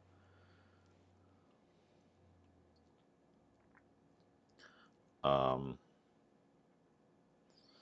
I've not purchased any new shrimp in ages. The ones I have, I got prior to the massive inflation spikes.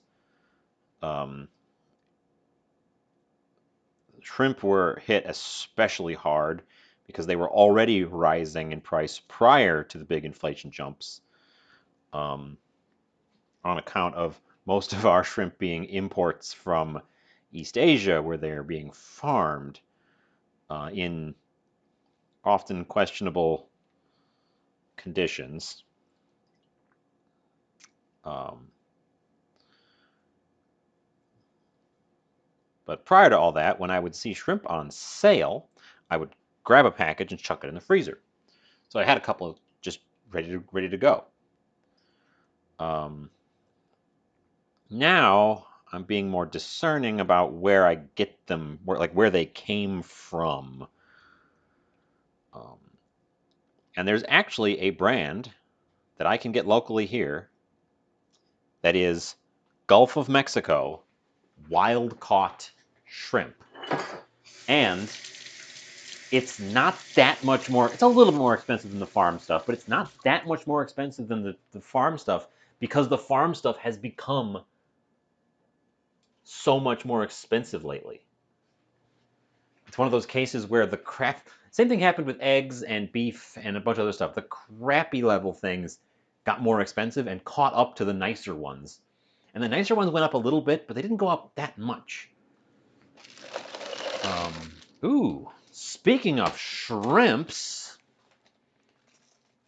This is going to top off my bag of shells. We will have to do something with my shrimp shells in the near future because this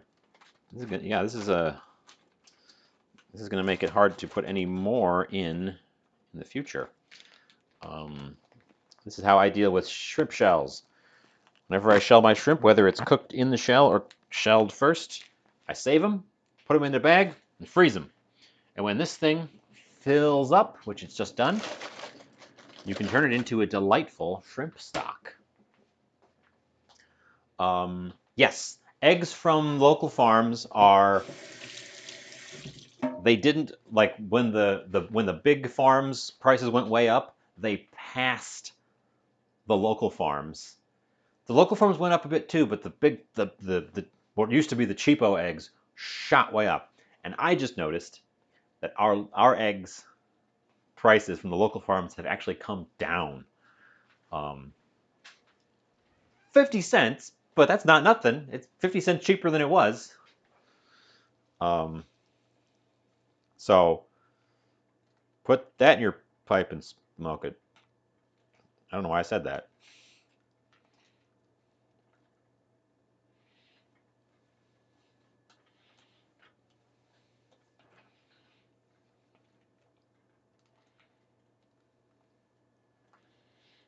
Okay. Our gumbo is simmering away. But yeah, my the eggs I've gotten them for ages. They were about $3 for a long, long time. They went up to 4. They scraped the bottom of 5 for a dozen, and they're back down to about 3.50 now. They've they've reversed course, which is great. It's a good sign. It's a good sign that the local farmers were not impacted by bird flu, and it's also a good sign that the overall egg market is starting to correct.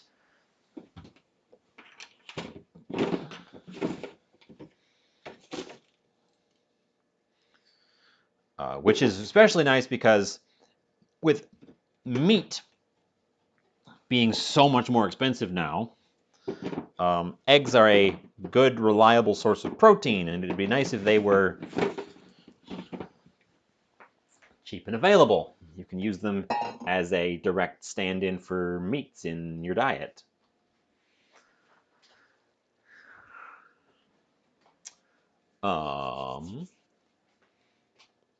We need rice to serve this with, and I'm gonna do. I don't know if you remember. You probably don't because it's been an age since I did this. But I'm gonna do rice in the method that I stumbled across in that Indian recipe. The method of cook it like you do pasta. So no measuring the water, just a ton of water.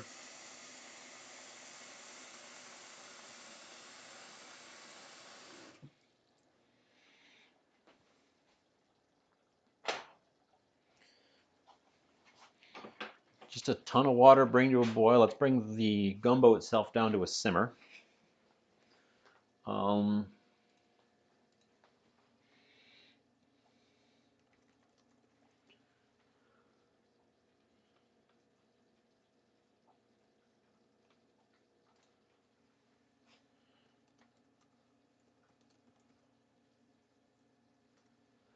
Cooking rice, excess water method. It's it's real damn simple. You just need a bigger pot and a bunch of water.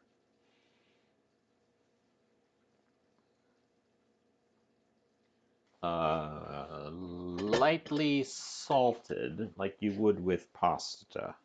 Well, less than you would with pasta. This thing has enough flavor in it. We're not going to need extra flavor in the rice. Yeah, and it doesn't take very long at all. It's a clever method that I don't do often enough. I actually forgot about it until I was prepping for this, which I'm kicking myself because I've been making. I I, I um I get instant ramen packets because they cook so much faster than rice, and I use them as a base, and I put stuff on top of them as a quick option. I forgot I could do this with rice. You can literally just boil rice like you would pasta, and it comes out great.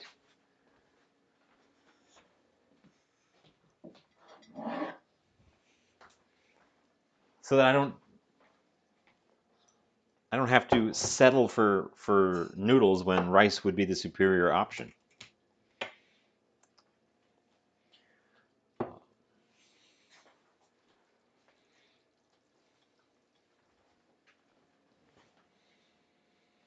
Oh, around the same amount of time it takes to cook pasta. Um, and much like when you're cooking pasta, the best way to check it is to literally scoop a little bit out and taste it. Take a bite. If it's too hard, let it boil a little bit more. Because you're not trapping it in a lid. You're not relying on steam in a closed pot. So you can just check it.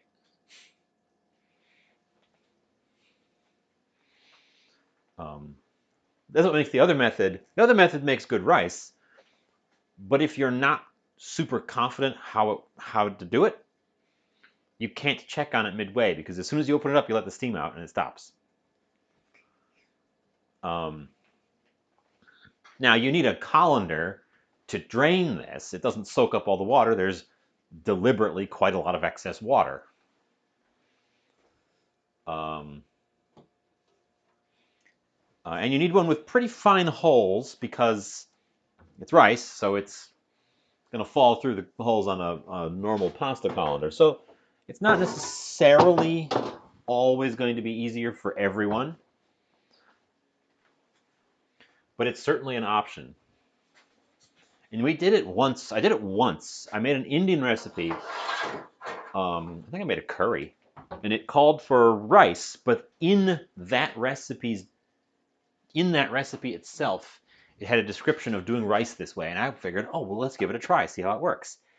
And I remember at that time, or I'm putting some dishes away while I'm talking. I remember at that time saying to myself and you guys, if this works, I'll remember this, and this can be our new method for doing easy rice. And then look at me now. I've literally not done it since then, even though it worked out. Um,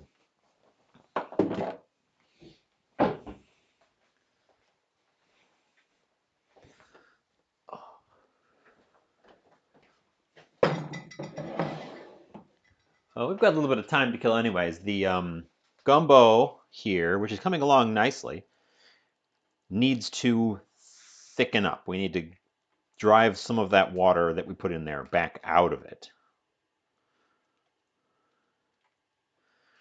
And in the process, the water extracts the flavors from all the various ingredients into the broth so that as it thickens, then it concentrates those flavors. I do usually use my rice cooker because it's no thought. I can just set it on the side and do it. But when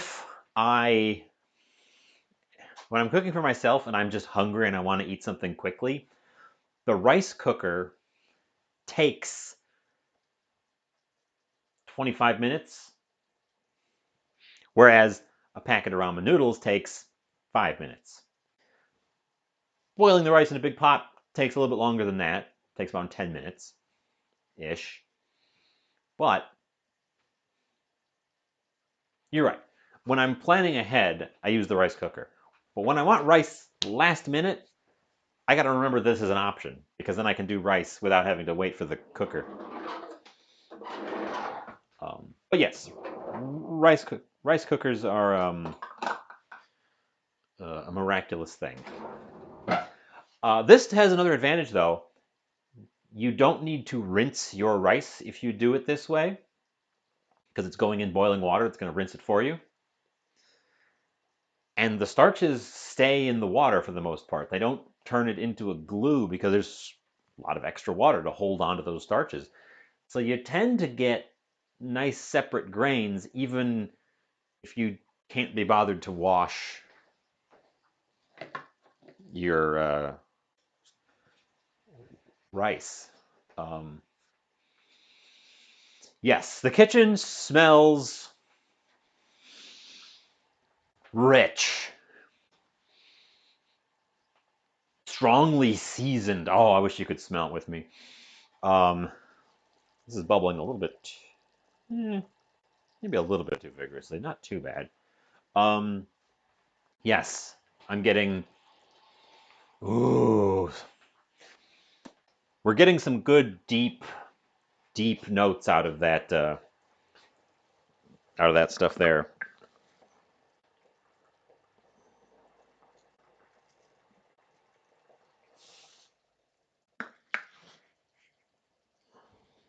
Let's do a cup of rice.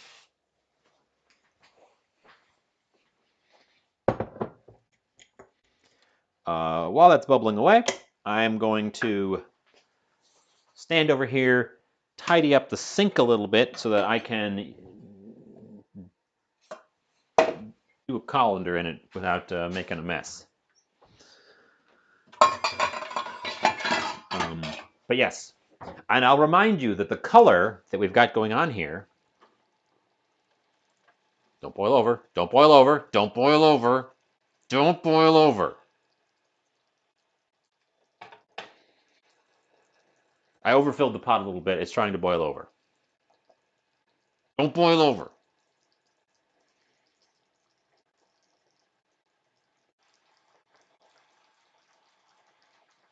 I'm watching you. Um, this deep brown color we got here comes from that roux that we started with.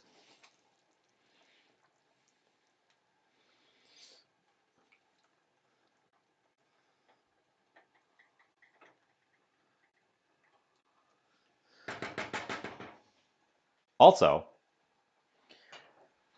there's half a cup of roux in there, but it's not turned this thing into a paste because the longer you cook your roux, the less thickening power it has. It gets over, it goes over. So the very young roux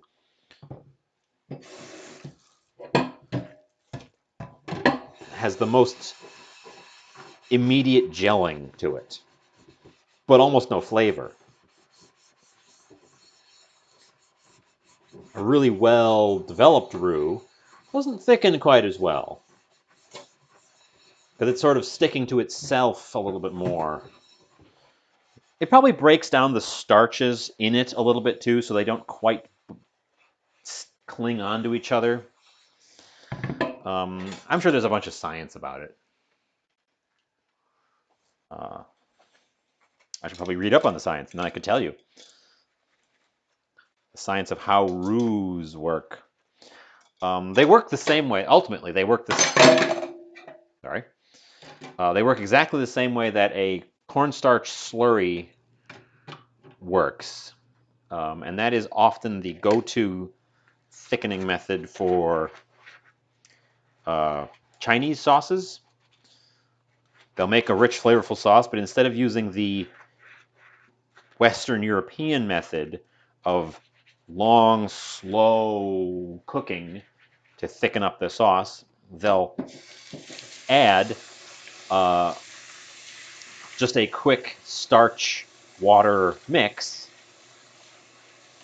to instantly thicken their liquid into a nice unctuous sauce that covers the ingredients. It's a different philosophy, and definitely they both have their merits. I want to experiment doing it with tapioca, since I bought tapioca for something I made. So I've got some tapioca, and that's supposed to be a really good thickener as well. Um,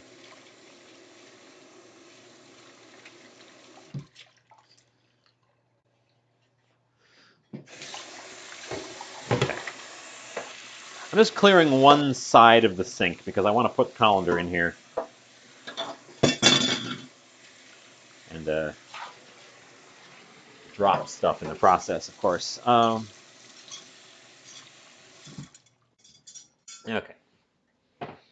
Good enough for midway. Make sure to keep stirring this. You don't need to stir this constantly, but it's a good idea to stir it sometimes to make sure stuff hasn't settled out to the bottom and gotten stuck.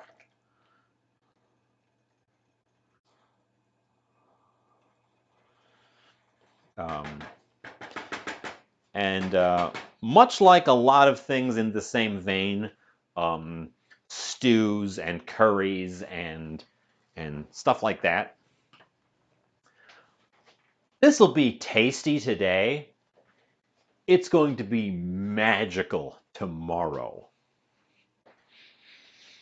Those flavors in there, they get to know each other. They really get up in each other's grills.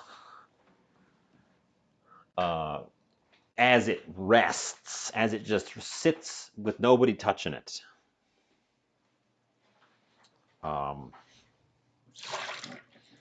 Which is another reason to make a big pot of it, so that you can have extra, so that you can have more tomorrow, because it's different tomorrow. It's better tomorrow.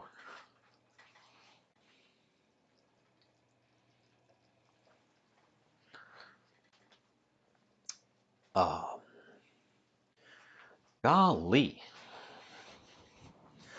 And I don't have any sides or anything prepared for this. This is gonna be the whole shebang. You serve it with some rice, but honestly, I think you could serve this with grits. This probably would work as a slow cooker thing too, but you'd have to individually fry off all the ingredients and add them to the slow cooker, and you wouldn't be able to make the roux in the slow cooker. You'd have to make that separately and add it as well. So this isn't quite that same kind of thing as a slow cooker stew or a chili where you could just chuck it in there. But yes, good shout. Chilies are the same vein. Chili just kind of it hits better the next day. Let's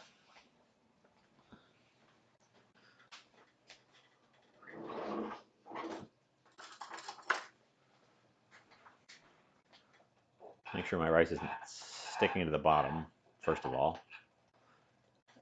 Let's catch some.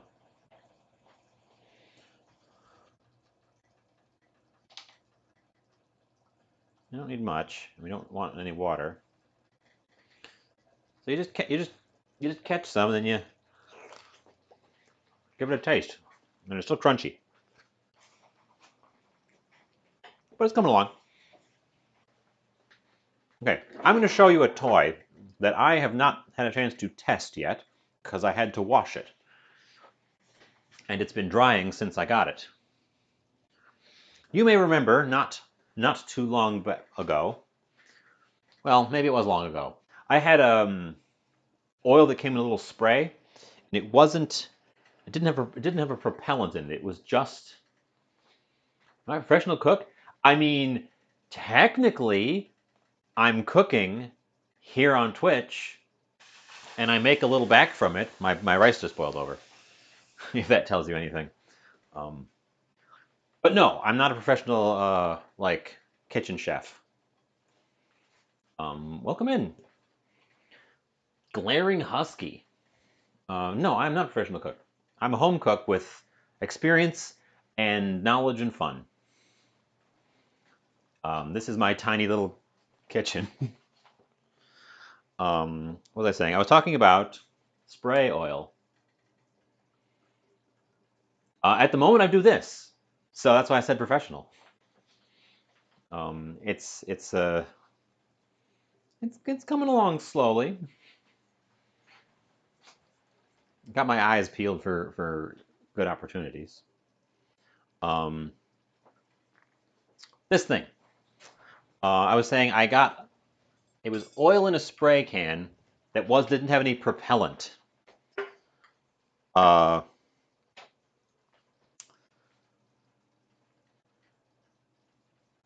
and I really liked it. This is just the spray can, and it comes apart, and you can fill it with your own oils for a nice spray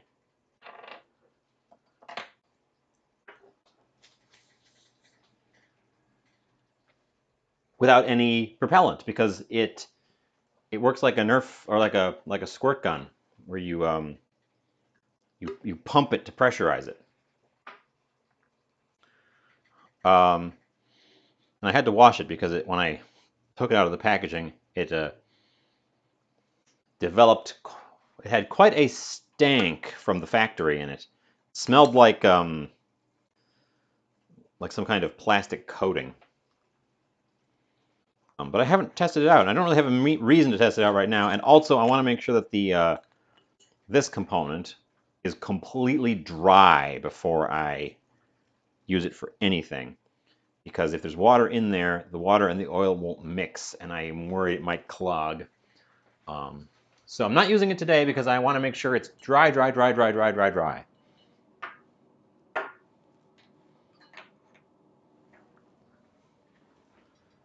Uh,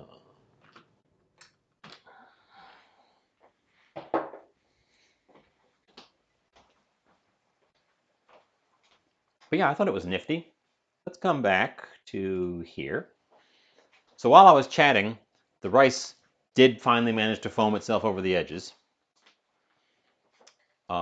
Yeah, I hope it works. If it doesn't work, I'll be really disappointed because I actually had to, I bought it. Um, but I like the idea of having spray oil because it lets you coat things that you don't have to like pour oil over it. Um, but most of the ones that are in the stores use a propellant to drive the oil out of the nozzle.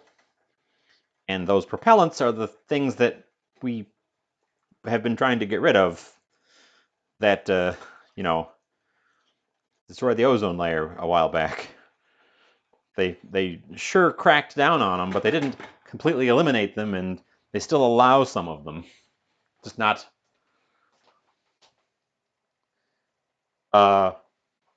not particularly. No, Blaring Husky.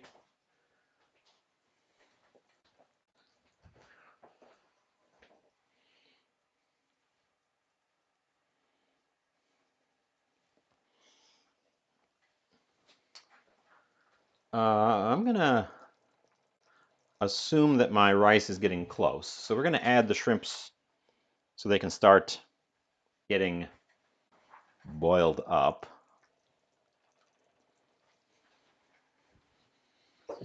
Give us a little wash.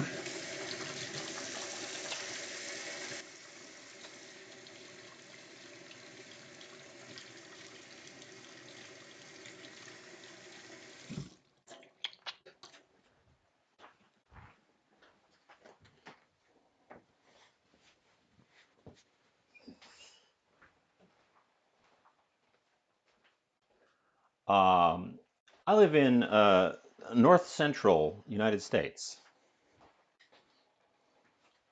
We're having a blizzard. It's not quite here yet, but there's a blizzard coming.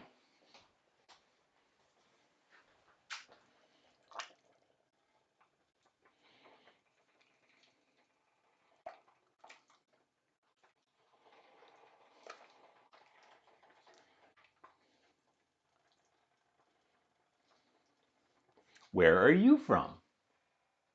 Kansas. Aha.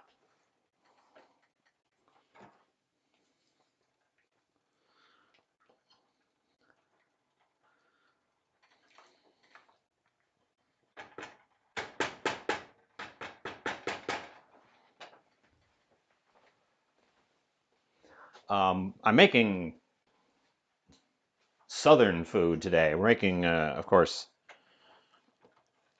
Gumbo is the state dish of Louisiana and like the heart of Creole cuisine, in honor of Mardi Gras. I don't have any other celebrations planned for Mardi Gras, but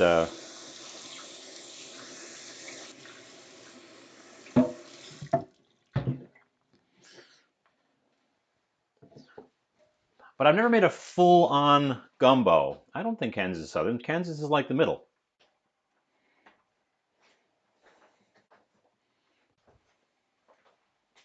I think Kansas is almost exactly in the middle.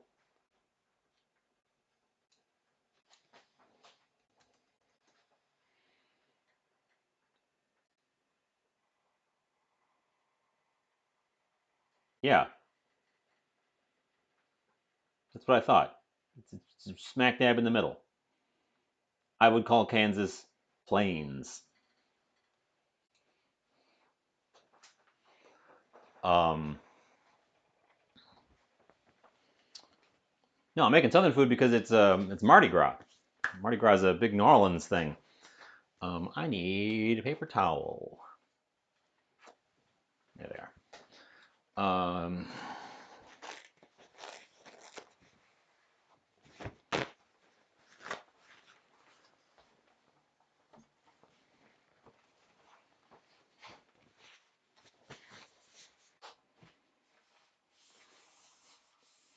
That must have happened a while ago. That sounds like one of those history things.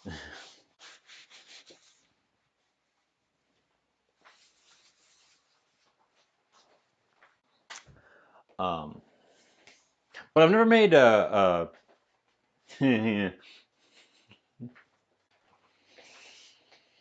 never made a gumbo completely from scratch like this before. Usually, when I'm making something like this, I will go for a jambalaya because it's less effort and it's simpler. Uh, Gumbo definitely has some steps to it that you just can't shortcut. Let's test our rice for doneness. Done.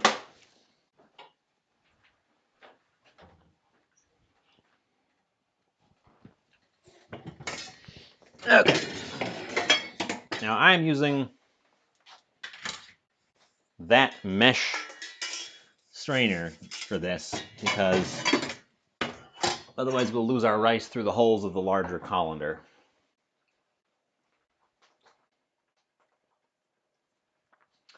We're getting Kansas history lessons with Glaring Husky.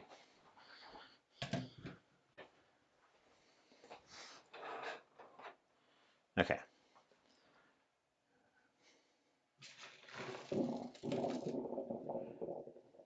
Drain off our rice. Yes, I made more rice than I'm going to need today, but that's fine. I made more gumbo than I'm going to need today.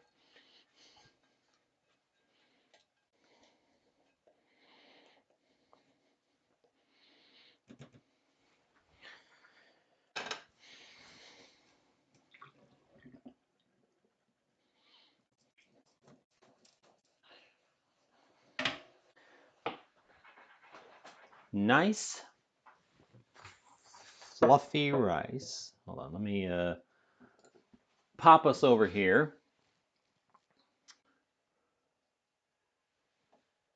It's going to stay in that dish.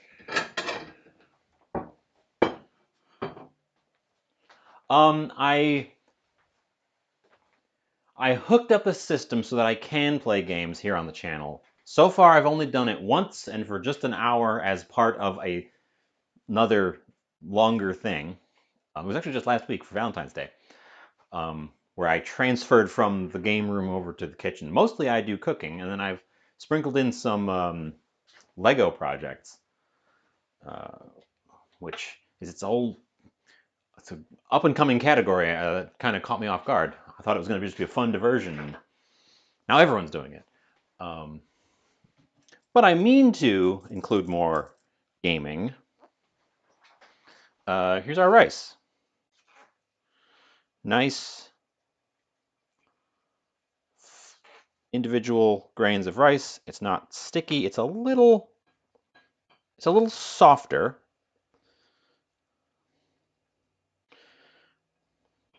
That's too much.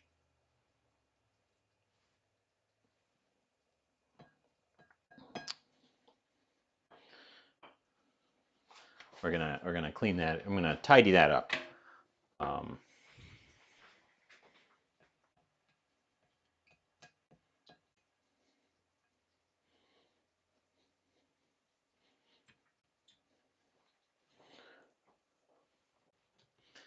yeah,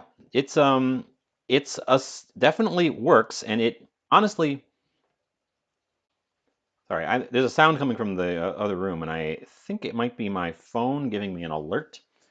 Um, Bear with me while I go check on it.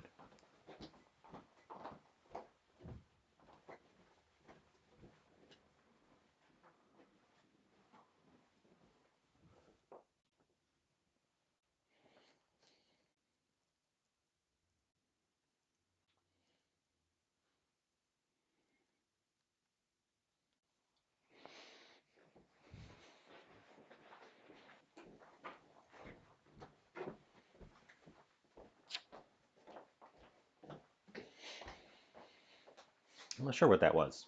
But yeah, uh, nice fluffy rice for very little effort. Cook it just like pasta, and just about the same amount of time. The only issue is that you need something to drain it with, because it'll fall through a normal colander. This stuff is looking pretty good.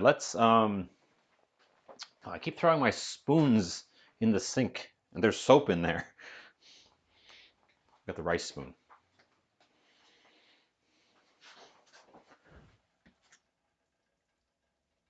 Peeking outside too, waiting for the storm to arrive in force.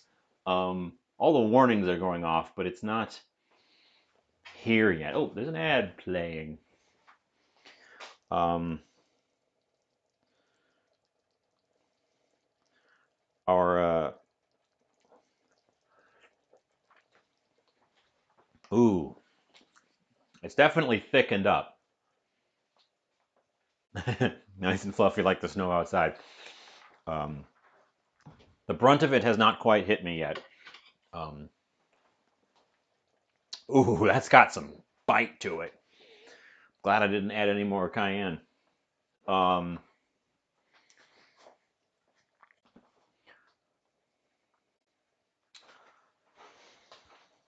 so honestly, I would probably let this bubble away for another while. Um, but as you can see, the shrimps are cooked.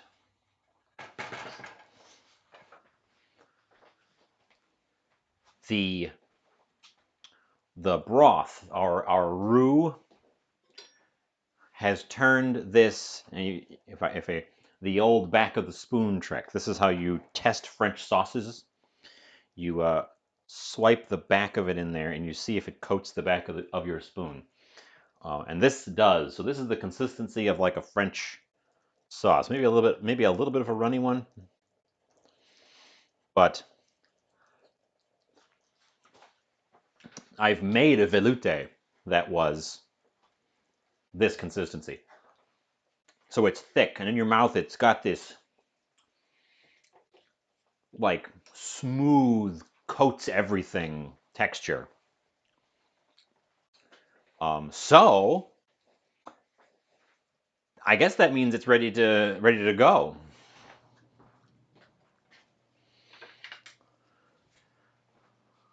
Which is good because it's 7 o'clock and I'm getting pretty hungry. Um, is there anything else I wanted to? Because I want to serve this as late as I can to let it get maximum time of bubbling along. So before I serve it, let's just set the rice aside. Put a lid on it. Before I serve it,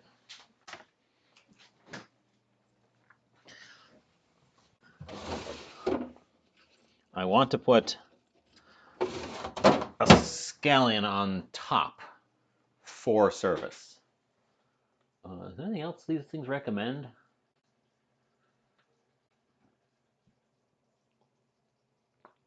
Serve over warm rice. Tastes better the next day. Worcestershire sauce and crab meat. That one's too expensive. Um, Scallion, rice, and extra hot sauce. I'm taking the advice of the third one. You don't have to serve this over rice if you don't want to. I think this would be excellent on grits as well. I don't know if that's traditional. I may have just said something that's going to offend all the. What is the adjective for people from Louisiana? Louisianders. Um,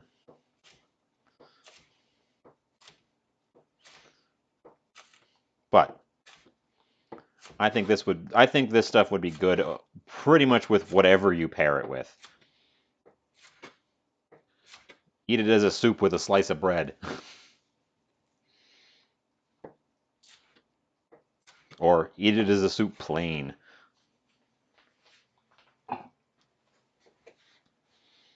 Okay.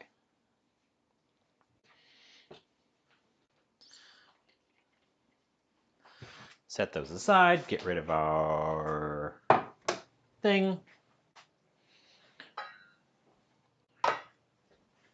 Bring our rice back. Still nice and warm. Mush it together a little bit on account of the lid I put on it. But I'm going to do a Japanese style curry service here with the half and half plate. This is excessive and not necessary at all.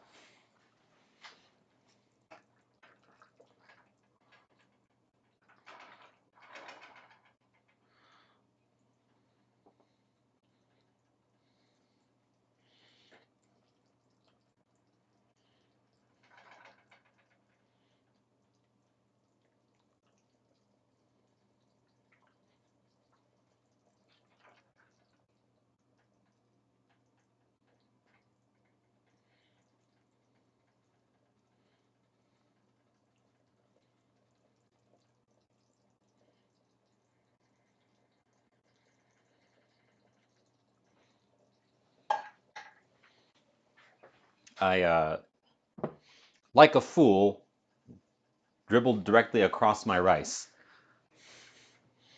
So again, this is excessive and not necessary at all. I'm going to cover my shame with a little bit of extra rice.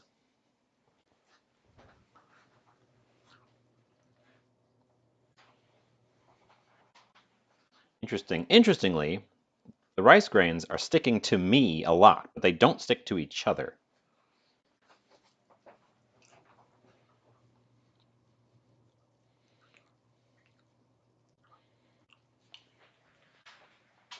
And a paper towel to grab those drips off the edge of the plate.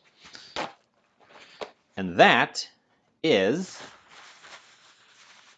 and the rest of the pot is still bubbling away because I wasn't kidding about wanting to let it bubble as much as possible.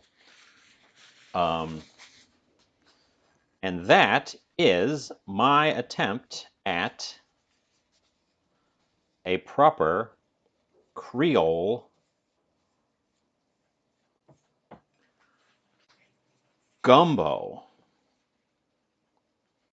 which I've never made before.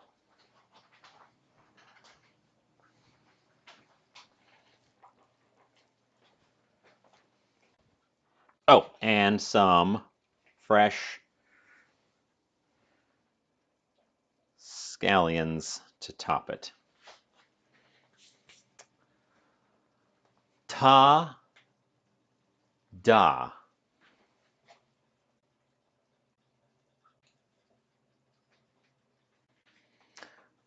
We got to take a picture of this.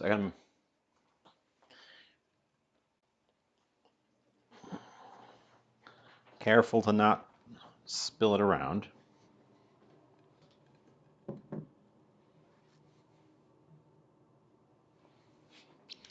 Oh shoot, I keep doing this. I take my shots and then I wander off with the camera. And then when I come around to the next show, I forget where I've put it.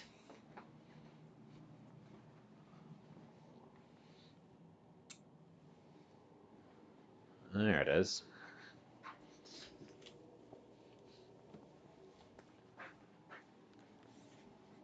Looks like the snow is picking up.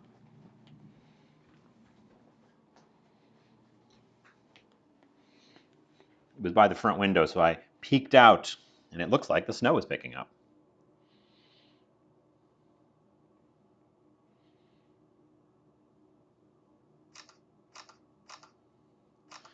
Then we take a bunch of photos. You guys can't see them because we're in the other room. And then we come back.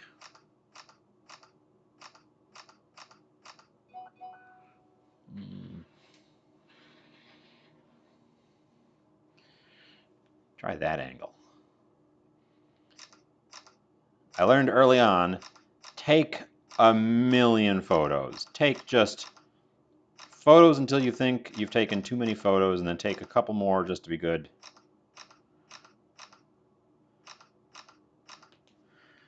So that you have a good chance of one of them being in focus.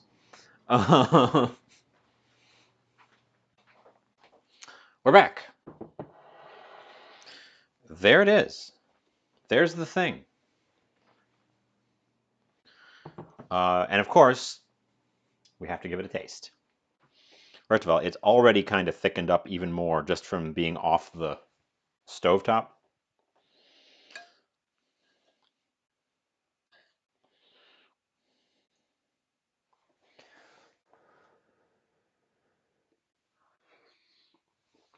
Mmm.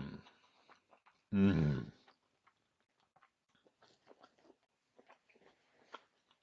Mmm. Mmm. Mmm.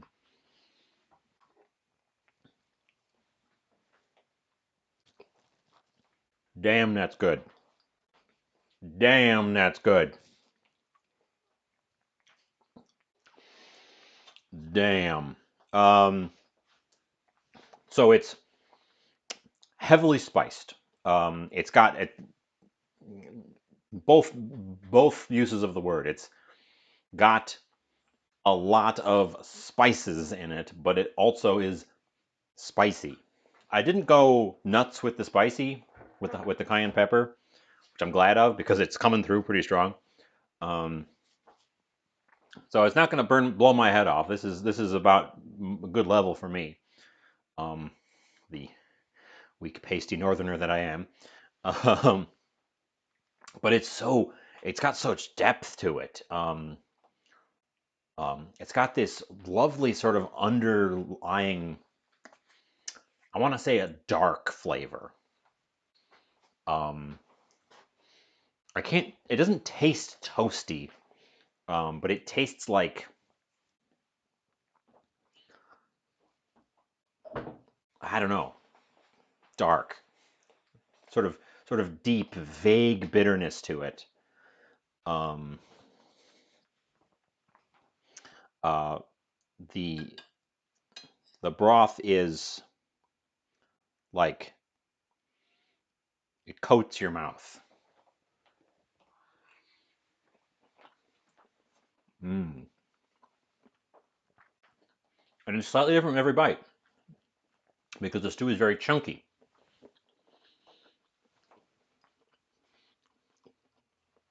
So you get bites with the andouille sausage, bites with the shrimp, bites with the chicken, and of course, see if I can find one. I don't know if I scooped one up. That one's chicken. I gotta go scoop one out. We gotta make sure that I got a piece of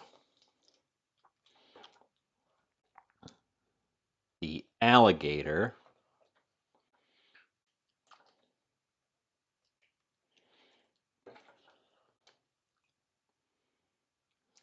If I can even find it. It might have fallen apart, honestly. Oh, no, there's a maybe. Looks like chicken again.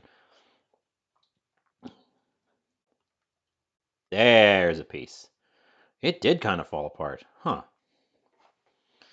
Well, the alligator kind of fell apart, but I'm going to make sure to get a little piece here.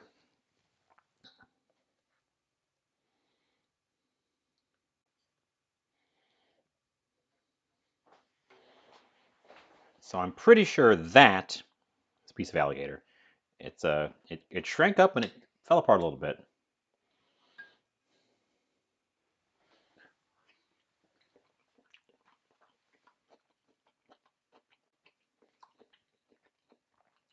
Yes, that was definitely a piece of alligator. If you'll remember from when I made the alligator by itself, alligator has a pretty mild flavor. It's kind of halfway between a catfish and a chicken.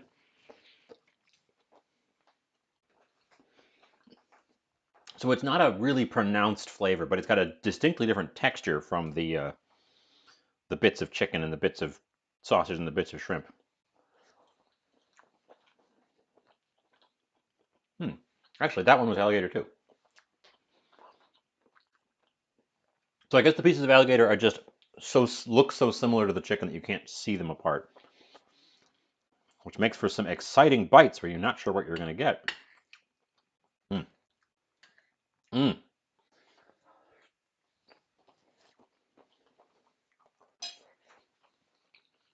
Mm. Anyways, it was a lot of effort, especially right at the beginning, but it's worth it. I'm sure I'm sure my rendition does not hold a candle to the real thing made by a real Creole chef in New Orleans, but damn, it's still really good. This stuff.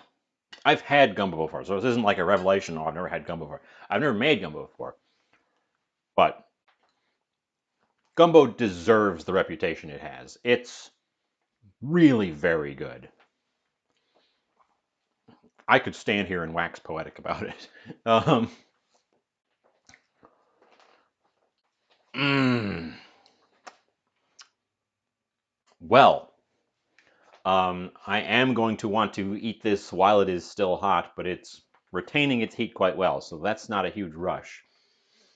But I don't have any other things to do with you besides eat, and I'm not ready. I'm not ready to do a mukbang at this point. I want something else to talk about instead of just me eating. Um, so we're gonna wind it up there. We're gonna wrap it up there and send you folks off on an adventure. Who is? Oh man. Okay. I do this every Tuesday. I say I'm gonna go raid somebody new, and then I end up raiding LaFay. Um, so we're raiding LaFay. Who's playing Celeste right now? Uh, so yeah. Um, I mentioned on Twitter, I don't know if people read my Twitter. I mentioned on Twitter that since I skipped Saturday's show, I was going to do a makeup show sometime this week. Um,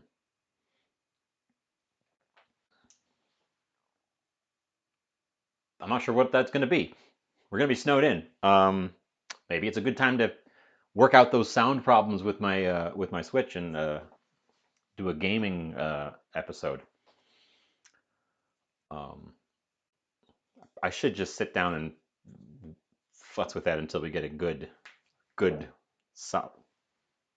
I think my refrigerator just went clunk.